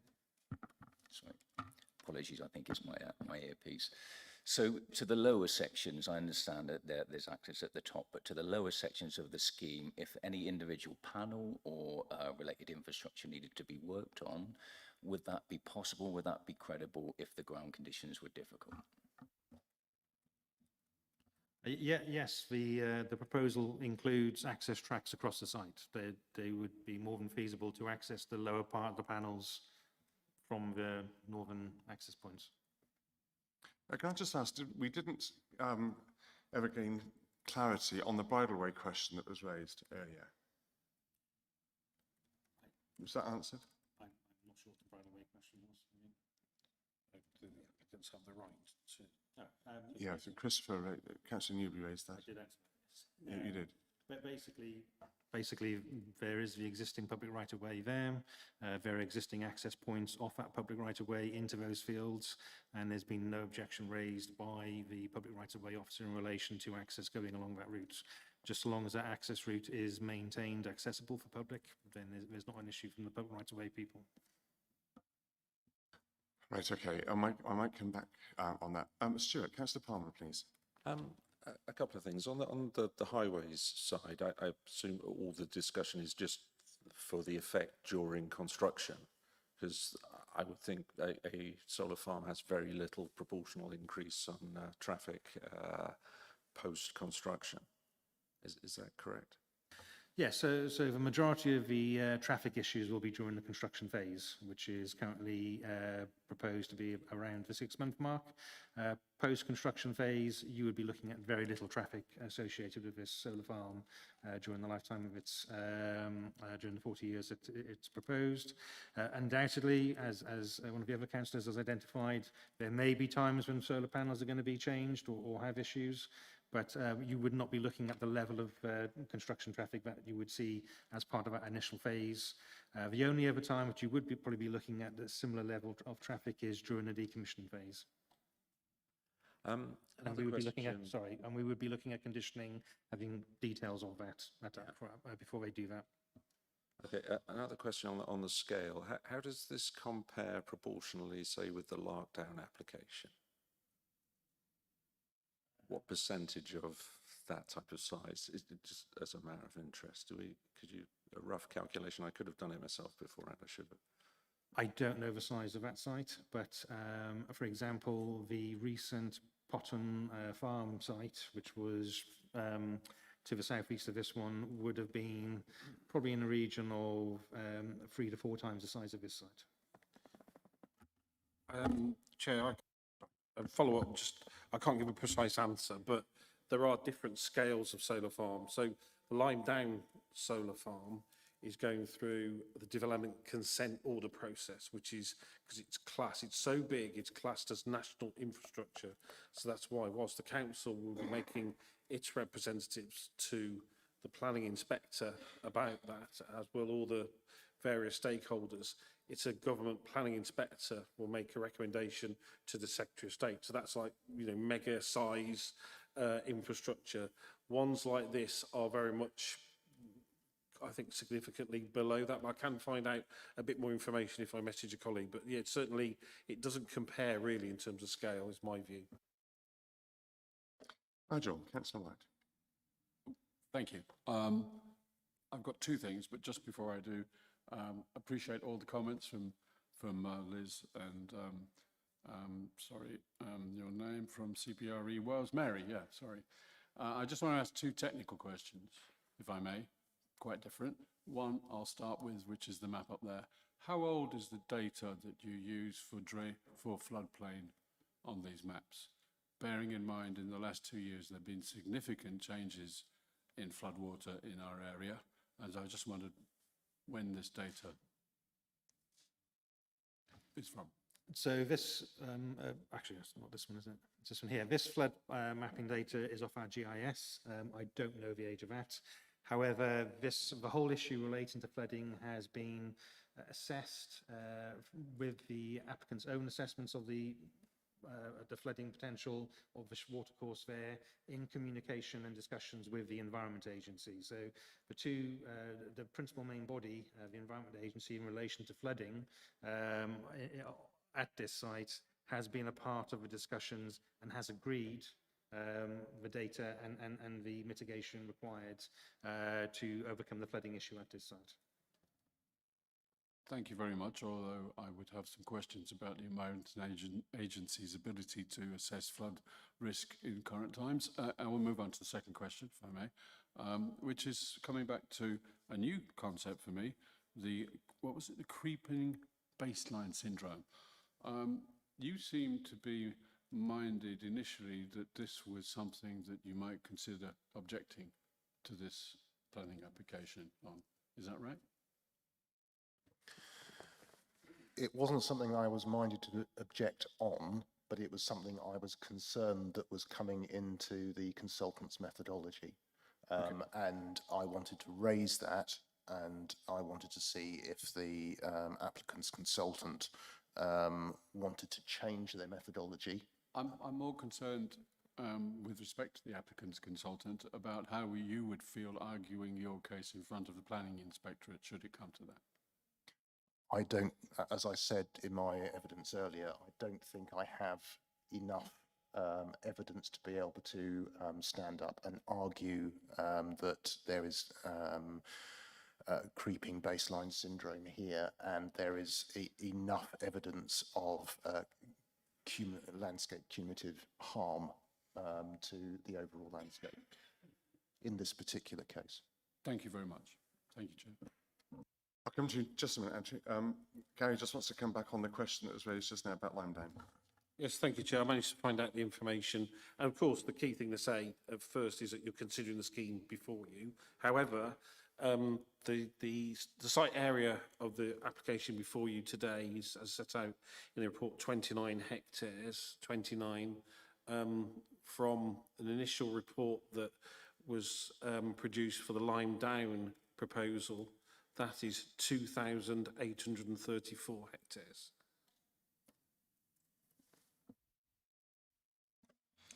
Thank you, Gary. That puts into perspective. Andrew, Councillor Griffin. Thank you, Chair. I have what's probably more of a policy question. Until I became a councillor and became involved in planning considerations such as this, I wouldn't have considered 40 years to be a temporary period. So is there a definition of what constitutes a temporary period for planning purposes? Because we've seen several solar farm developments over recent years which were initially granted a 25-year temporary period, and even within that existing period have subsequently applied for extensions of an additional 15 years. So I'm concerned that there's the potential, if this or other schemes are granted for a temporary period of 40 years, in a few years' time, there might be a further application come in to extend it even further to 50, 60, 100 years. Yes, you're absolutely right, Andrew. This issue's been raised before. I'd like you to come back on that, Gary. There are a number of us that believe that 25 years is perhaps stretching the point for being temporary. I probably won't be around in 40 years' time, so I can't regard 40 years being temporary any more than I could have done 25 probably. So I would be interested to know what your view is on that one. It's stretching the bounds of credibility a bit, in my view. Yeah, thank you, Chair. I think an application for temporary permission technically is an application that says up front, this isn't a permanent development. We will accept a condition that time limits the development, and we will commit to a condition that says at a point in time defined by the condition, we will remove the development and restore it back to its previous state. Now that can be, you know, if it's like a temporary use of a building, it can be a year or two, or a temporary building, it can be, you know, around 5 years. I think solar farms over the years have come in always as temporary permissions, and they will always relate to the lifespan of the technology that they are using. So when I saw this and it was 40 years, I kind of recognise that as quite a typical period that a solar farm would seek permission for. The background reason for that would be, and other councillors have referred to, the viability of having a solar farm and generating green energy from the site, is that there would be a need to have the level of certainty that there is 40 years worth of utilising this technology and generating energy as well. In terms of, so, you know, as if permission were to be granted, as we see on the conditions, the panels, you know, others would witness this. The panels would be removed from the site, would be restored to its original permission. As with any permission, we can't second guess what would happen towards the end of that period, whether it would be an extension or something else. It's just, you have to consider the merits of this development, the impacts of it, but with an eye that it is for a period of 40 years. So it's not unusual for that duration to be proposed as part of a solar farm. Okay, thank you. Specifically in relation to this site, we've heard that, and included in the application, there's a proposed financial contribution for enhancements to the bridleway, Pool 4. However, the 1.8 metre long cable route which is proposed encroaches upon, and indeed for quite a significant distance follows the line of another public byway. What is the width of the cable excavations that will be required, and what provisions are being included to ensure that any byways to the north which are disturbed are adequately protected during the construction phase or are reconstituted afterwards?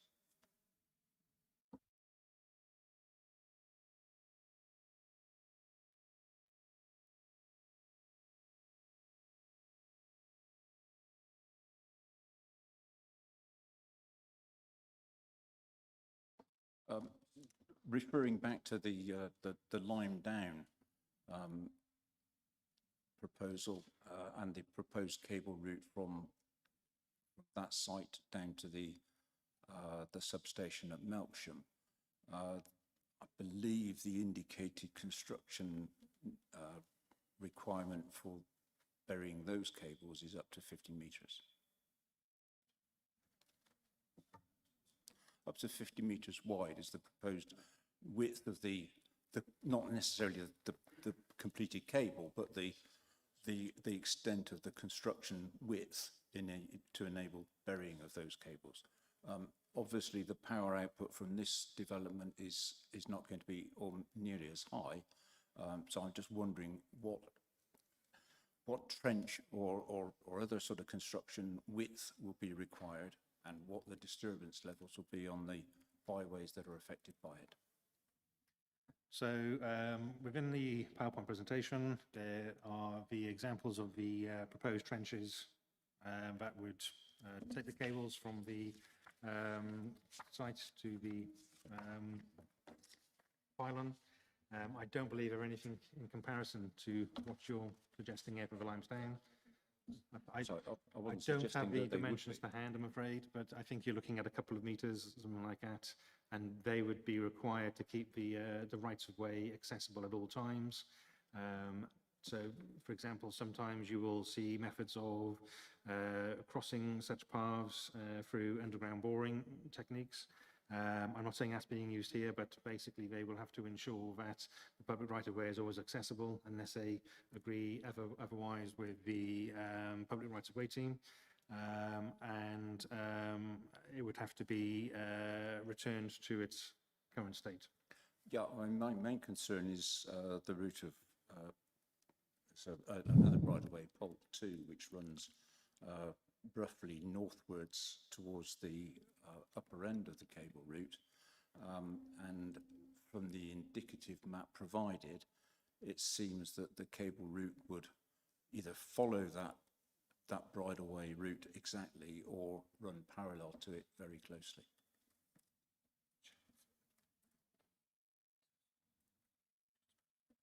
So the plans we've got, the channel width would be 1.5 metres. And like I said, if the route was actually following the public right-of-way itself, then they would have to have negotiations with the public rights-of-way team to do that. I suspect it's probably going to be running parallel to the public right-of-way. Again, the public rights-of-way would have to remain accessible at all times unless there's an agreement between the developers and the public rights-of-way team. Yeah. Thank you, Andrew. Martin, Councillor Dance. Thank you, Chair. I did a quick check, and it looks like the useful life for modern PV panel used in a typical UK solar farm is around 25 to 30 years. Here we're talking about 40 years.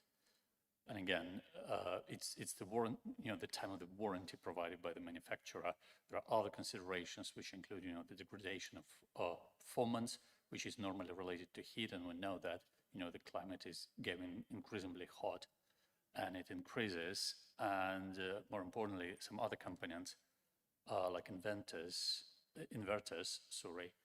they have the useful life of 10 to 15 years. So I think the assumption that the construction traffic, would be associated only with the build out of the site is fundamentally wrong. What do you think of that? Are there long-term measures to deal with the traffic which will be associated, as my colleague Chris said, the maintenance of the site, because the assumption that the site is built there for 40 years and will function for 40 years, more or less uninterrupted and unattended, is fundamentally wrong. Thank you. I acknowledge what you say, but I can't agree that you'd be looking at significant levels of construction traffic going in there to replace multiple solar panels in such a manner. I would imagine that as a solar panel becomes compromised or broken, then they would replace that panel at that point in time. Equally, with regards to inverters, etc., we're looking at not a huge amount of technology being put onto the site in relation to those specific elements. And again, they will have people going to the site during the course of the year, but we are looking at small vans as opposed to huge amounts of construction traffic that would be associated with the construction phase. Okay, thank you for that. But still, I mean, my question is exactly that. You know, the time of the, the time of this temporary permission for 40 years seems to be longer than the normal useful life of a solar farm as they are manufactured nowadays. You know, here in the UK. So this is exactly what I kind of struggle with. You know, to understand how, you know, over time, and I'm not talking about, you know, maintenance replacement, you know, break fix replacement.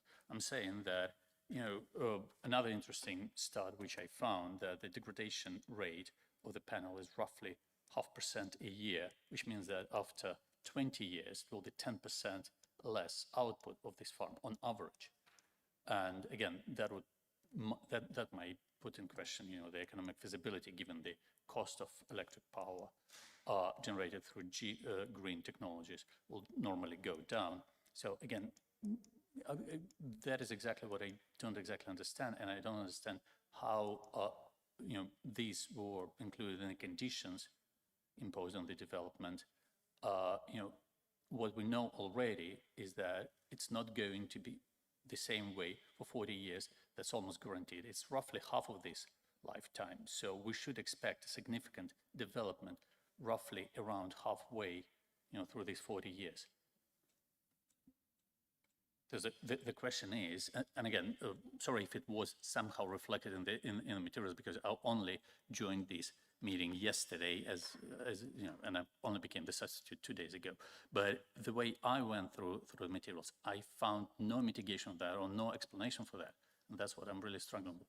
Can you point me to this in the materials, please? I think, as I said before, basically you're looking at long-term maintenance throughout the lifetime of the farm, and so I'm sure that they would be looking to deal with that on a sort of much smaller basis than looking at bringing in a huge construction team to replace all the panels and do everything in 20 years' time. It's long-term management of the farm during its lifetime, and so therefore they would be replacing units as and when required, as opposed to coming in and doing a huge replacement. More like death by 1,000 cuts, right?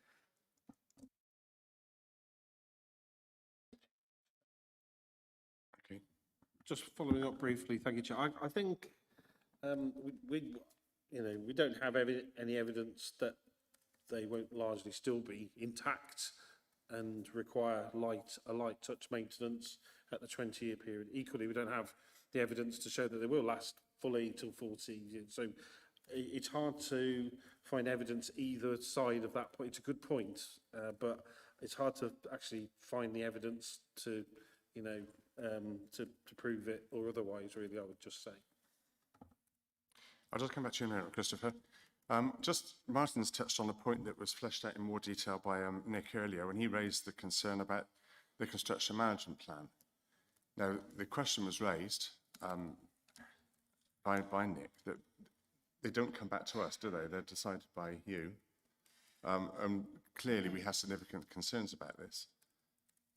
Is that always the course? Is that always par for the course, that we don't see the construction management plan? Yet clearly there's a lot of anecdotal evidence which suggests that possibly there are some flaws in it. So the construction management plan, if members were minded to support the decision today, would be obviously the developer would submit the CTMP, and then it would be down to our technical experts in highways to look at the details and to say whether or not they agree with the details contained within that plan and so forth. So yes, it's not something that we would normally go to a full consultation with all third parties, parish councils and yourselves with. It is more a detail that is typically dealt with through submission to the technical experts in relation to that specific element. So, for example, we are looking at an archaeological condition as well, which will be requiring a bit more detail to be submitted, and that would obviously go to our archaeologists to consider that detail and whether or not it met the requirements. Chair, also, but if members are concerned about the lack of local engagement in such a process, we could factor in consultation of the relevant parish councils to get that local knowledge so that it wasn't, you know, we'd be quite confident in our own technical people, but, you know, if it's of a particular sensitivity in this case, then we'd be happy to incorporate consultation of the two parish councils in that. Well, it may come to that. I'm going to be a little bit mischievous, and but the cynic could suggest that as you want this to happen, as that's proposal, then it wouldn't be in your interest to come back to us to engage with us. So the construction management plan.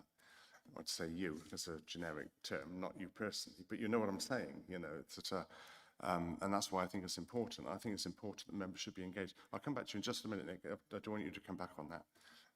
That's why that issue's been raised, because I think that's an important component within this application. Christopher, Councillor Newbury. It was just on the point of that answer, we don't have that evidence.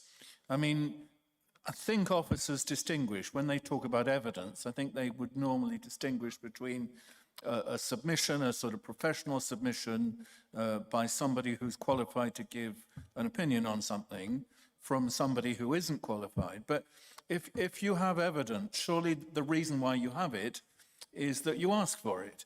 I mean, professional evidence usually on a planning application comes in from a professional and someone has been paid to give it, and usually they've been paid by the applicant, but a professional doesn't invent things, a professional puts a spin on things. But if we don't have evidence, surely the reason why we don't have it is that we don't ask for it, isn't that it?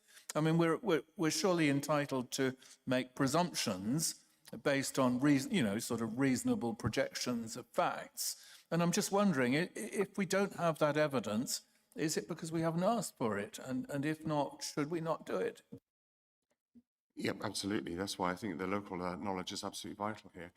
I'm afraid you're not entitled to speak. No. Right, okay. Yes, we recognise that. That's within the report. Thank you. Nigel, you put your hand up. All right, okay, that's fine. Yep. Nick, Councillor Holden. Thank you. And thank you, Chair. I do apologise for being a little bit long-winded earlier, but I think the point is well made, is that there are many instances in applications like this, as in this one, where there is local knowledge. And I think it would be really helpful, certainly if this is in this instance, and maybe others, where should this application be approved, that there is an opportunity for there to be additional local knowledge specific to the construction management plan. I think it would be really helpful. At least it would take account of local knowledge. And with respect to our highways officers, our parish council clerk representative in this instance has made some very valid points about traffic through the village that maybe the highways engineer wouldn't necessarily appreciate. So I think we should ask for that. And I would certainly be suggesting, if this is approved, there is a condition that the construction management plan is consulted with the local parish council. Yes, thank you for that. Absolutely. Chris, Councillor Vaughan. Thank you, Chairman. Sorry to press this point, and just briefly, just help me understand that, but when you look at the superimposed picture, does the flooding zone not encompass the site access road at the south of the site? It does. So that would then indeed hamper maintenance at some points, possibly. So if you're saying that's correct, then that would obviously hamper maintenance and possible repairs and upgrades at some point in the future. So if I just go back to that plan. So basically, as you quite rightly point out, the access route is on the southeast of the site, and that is within the floodplain, absolutely. But there is a public highway at the north of the site, which goes onto a public byway. And so what I've said is that there is potential for access along that route to the site. I don't think that we would be encouraging large levels of construction traffic along that route. But in terms of a maintenance van, then I would imagine there would be no issues using that route for that purpose.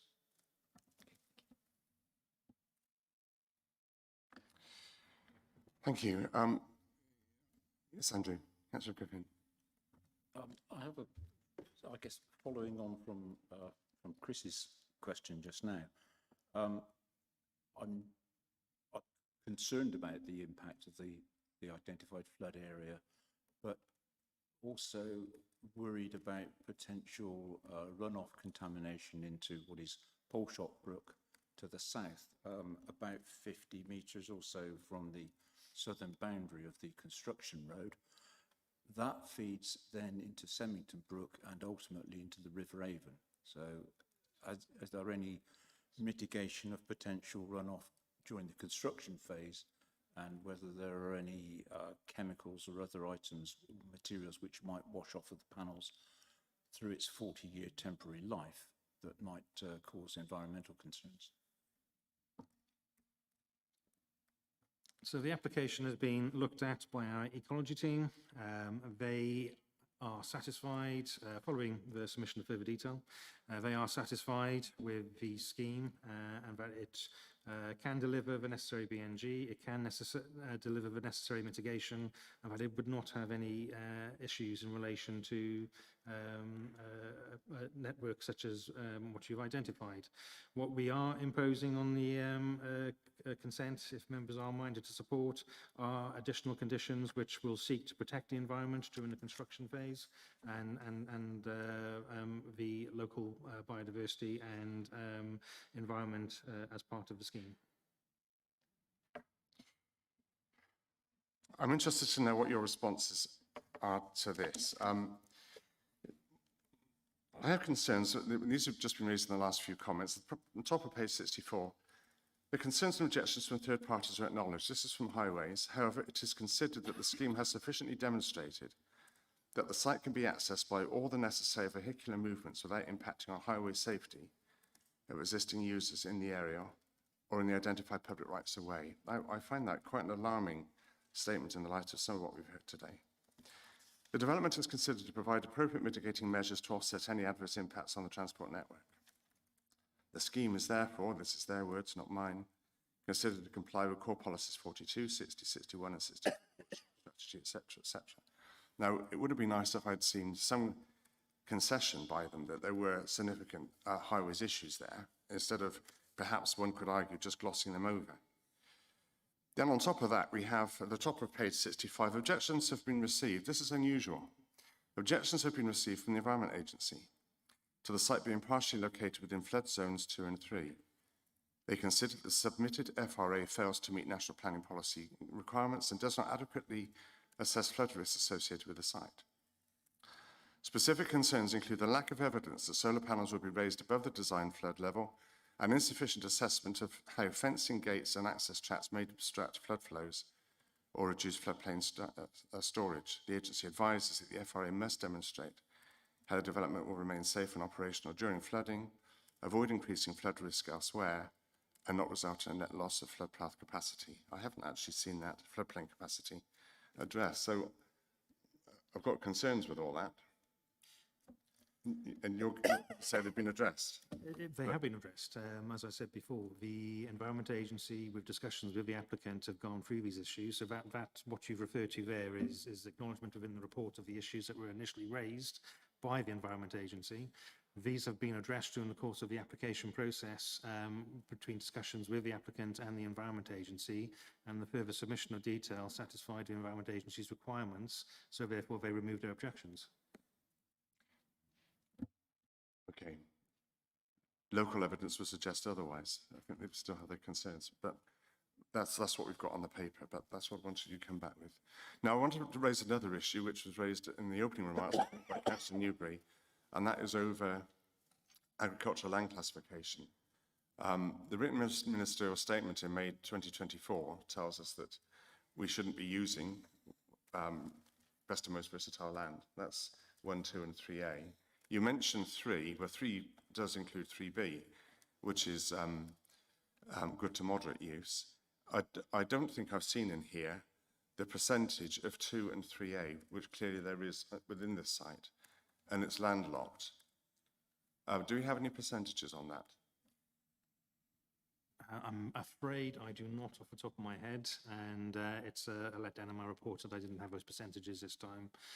But what we are looking at is significantly less than 20 hectares of best and most versatile agricultural land, and we are accepting in this instance that the benefits of providing a solar panel, which is significant, override the loss of a limited level of grade 2 and grade 3A land. Grade 3B is not best and most versatile agricultural land. So it is only a limited level of loss of BMV. Christopher, Councillor Newbury. Well, I've asked this question before. I mean, we see in the National Planning Policy Framework 2 or 3 paragraphs, there's one in particular, I forget the number of it, which says that the benefits of, I've forgotten the exact term, but it means effectively green energy developments. The benefits should be given significant weight. So probably somewhere in this report that's mentioned. But I don't see anywhere in the National Planning Policy Framework or anywhere in our own policies a policy that says we need to balance the significant weight to be given to the benefits of green energy schemes against the loss of best and most versatile land. I don't see any policy for, you know, we have in the National Planning Policy Framework, we have the tilted balance one about the absence of a housing land supply. But where does this, the officer has just talked to us about balancing the needs of the significant weight of green energy against the loss of, I don't see where that comes from. But Chair, it's something, balance is just inbuilt into the planning system. It's always a balance between benefits and harms. That's why in our reports, our reports and also our presentations in recent times, we've really tried to focus that and provide members with tables, which we have in this instance, that sets out the benefits and then sets out the harms. Then it is a matter of judgment for the individual, so it's the individual case officer in making their recommendation, and then over to yourselves as individual members of a planning committee to weigh these kind of individual conflicts, say, between benefits, harm to BMV and the benefits of green energy, and that overriding balance as well. So it's something, some policies do set criteria and tee up a balance, and the tilted balance in paragraph 11 talks about that in terms of housing land supply. But if it isn't specifically set out anywhere, it's just inbuilt throughout the whole planning process. Okay, so we have the National Planning Policy Framework, which tells us to give significant weight to the benefits of green energy schemes. I've forgotten the exact words, but we also have a policy which talks about the importance of preserving best and most versatile land. So it's up to the decision maker, is it, as to how, whether you give more significant weight to the exactly. So it's up to us. Okay, that's fair enough. Yeah, judgment call by us, basically, yes. Martin, Councillor Dents. Yes, thank you, Chair. Yeah, I looked through the report with the help of different tools, and obviously, you know, answering the question how all the data for the, you know, for the flooding report. Interestingly enough, you know, there is only one sample of data from May 2024, but the rest is the historic flood record between 1925 and 1932. So apparently the report misses the data from 1932 until 2024. Can you please comment on that? I'm talking about the access report from November 2024, solar farm, FRA and outline drainage strategy. What page are you on, Martin? It's a document in the package of the application. It's called, let me see, where is it?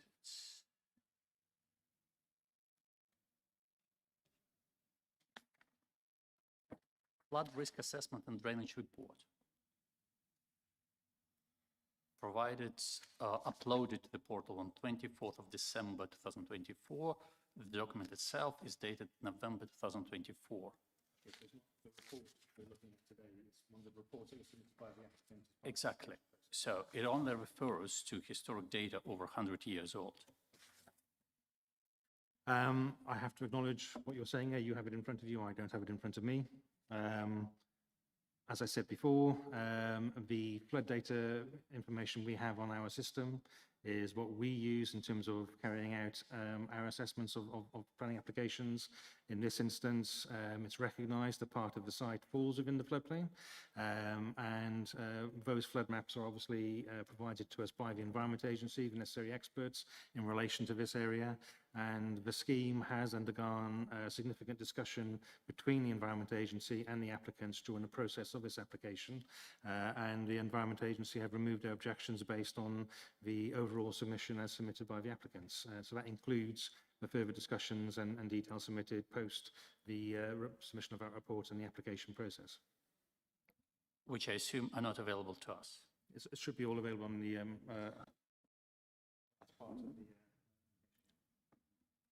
And to explain further, I mean, you know, we are to a degree reliant upon the Environment Agency as statutory consultee on matters including especially flooding.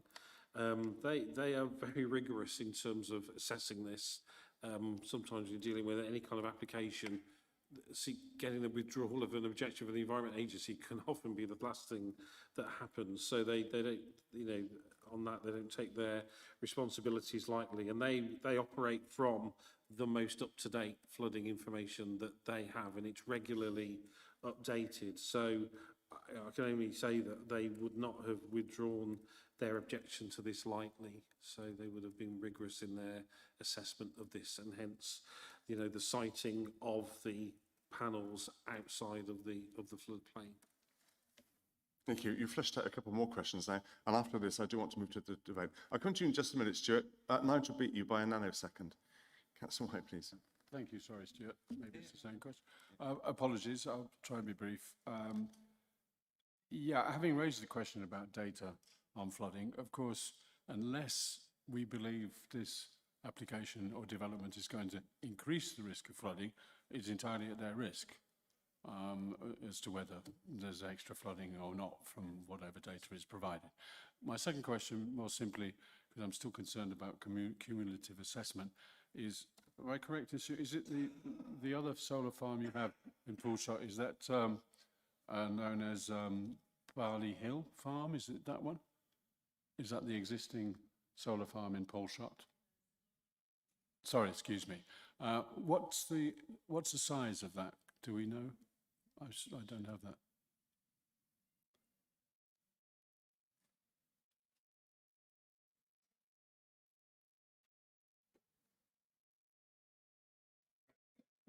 Sorry, the only reason for the question is just concerned about this cumulative impact.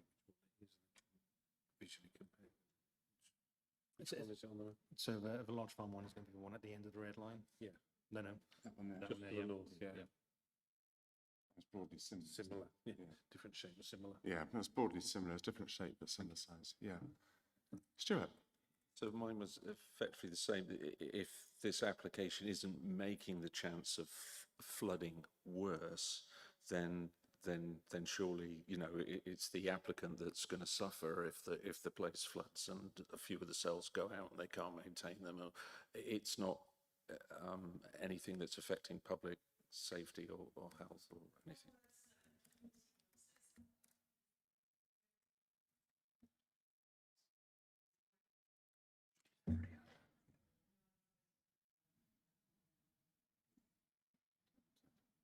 So the question is, does this application make the risk of flooding worse? Based on the comments we've had from our land drainage officers, no. Right, and on that note, I recognise there's a couple of sticking points, but I do want to go to debate. I would like a motion from the floor now, please. Could I request a comfort break? We've gone over 2 hours now, and yeah, all I right. will debate in a much more comfortable manner if I yes. have 5 minutes. You've got 90 seconds. No. I want to be starting back again by 1 o'clock. Yes.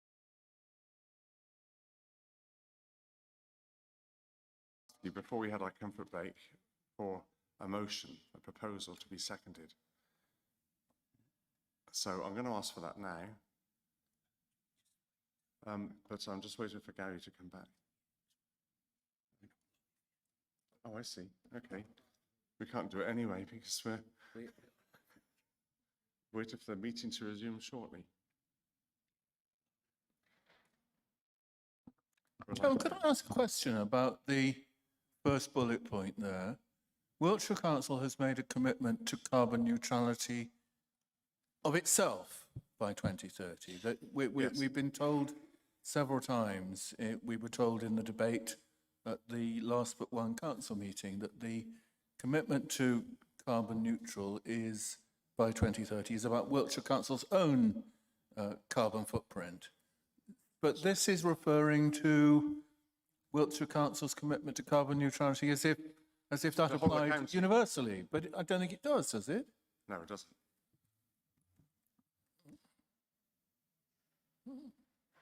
Okay. I think the addition of the word "and" is appropriate there. So we have got the commitment from Wiltshire Council and aligning with national policy. So they're not assuming the two are the same. Yes, well, that would make sense. Yeah. So Ruth, did you put your hand up for a proposal? Ruth? Chair. Yeah. I'd like to propose an amendment to the recommendation, if that's possible, to pick up the point about how we go back to the conversation about the construction management plan before we go to a vote. Okay. If that's possible. So I'll leave it to you to consider. No, in fact, I was going to ask Owen about that. We'll leave that for now, but sorry? Yes, but we haven't got there yet, but I'm going to come back to that. I know what Nick wants to propose, yeah, which was kind of what we mentioned before. Did you want to make a proposal for a motion now, or is that an addendum to put in later? It's an addendum to be put in later should the proposal be approved. Fine. So, Ruth, did you have a proposal then?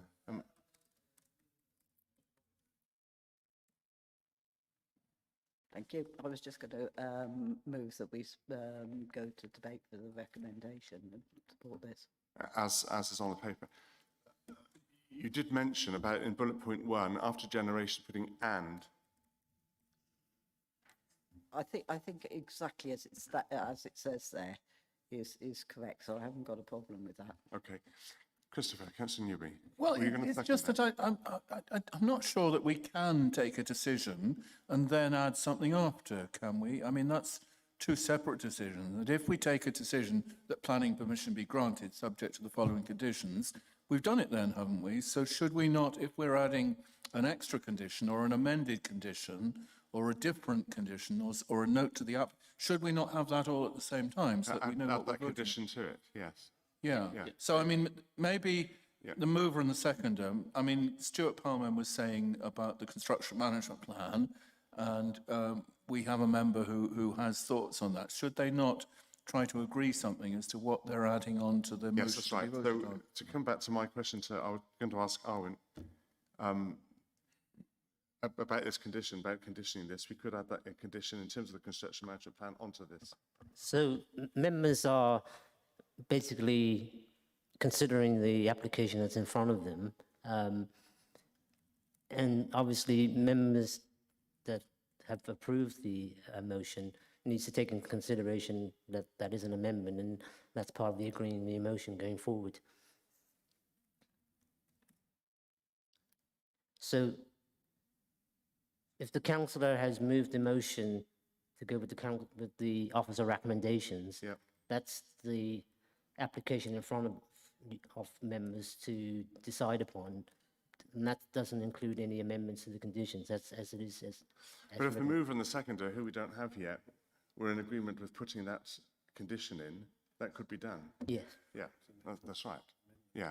So do we have a seconder to this? So I'd second that. Right. Now I'm going to ask Councillor Holder if he wants to, if you've got some words for this one, or is it just basically that you just want to add in construction management plan to be? I think we should be voting on a recommendation that includes comments about should, you know, that planning permission be granted, and the condition of that is that the construction management plan is shared with the relevant parish council. Are you happy with that as seconder? Yeah, I'm going to ask Gary to help with the wording on that one. Yes, thank you, Gary. Yes, thank you, Chair. So that amendment could take the form of propose an amendment to condition 19, which is the construction traffic management plan requirements to incorporate wording about engagement with the parish councils. Okay with that? Okay, Ruth?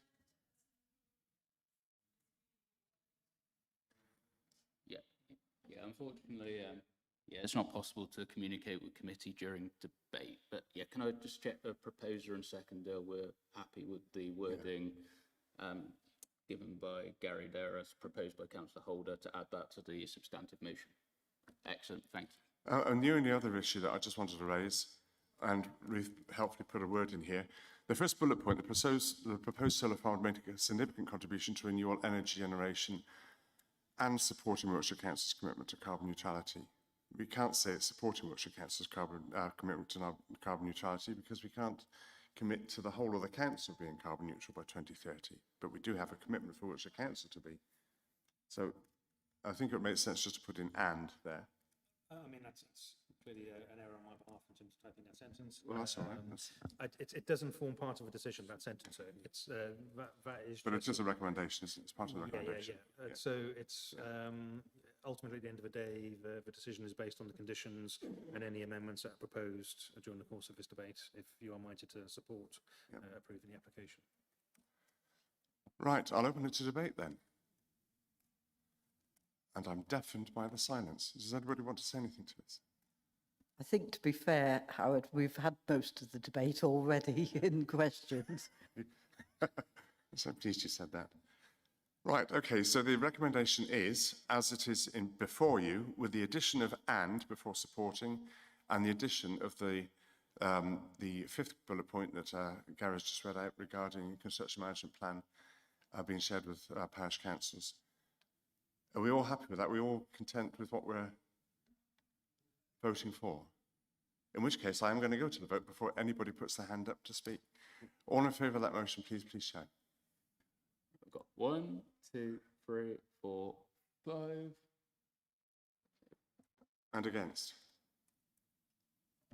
I've got 1, 2, 3. And abstentions? There won't be. There's one abstention. 2. Yeah, 1 there. I did. I voted for. Yeah. So that's been carried. 5, 3, and 1 abstention. Thank you very much indeed for your time. I don't think we've got anything else on here. I know that.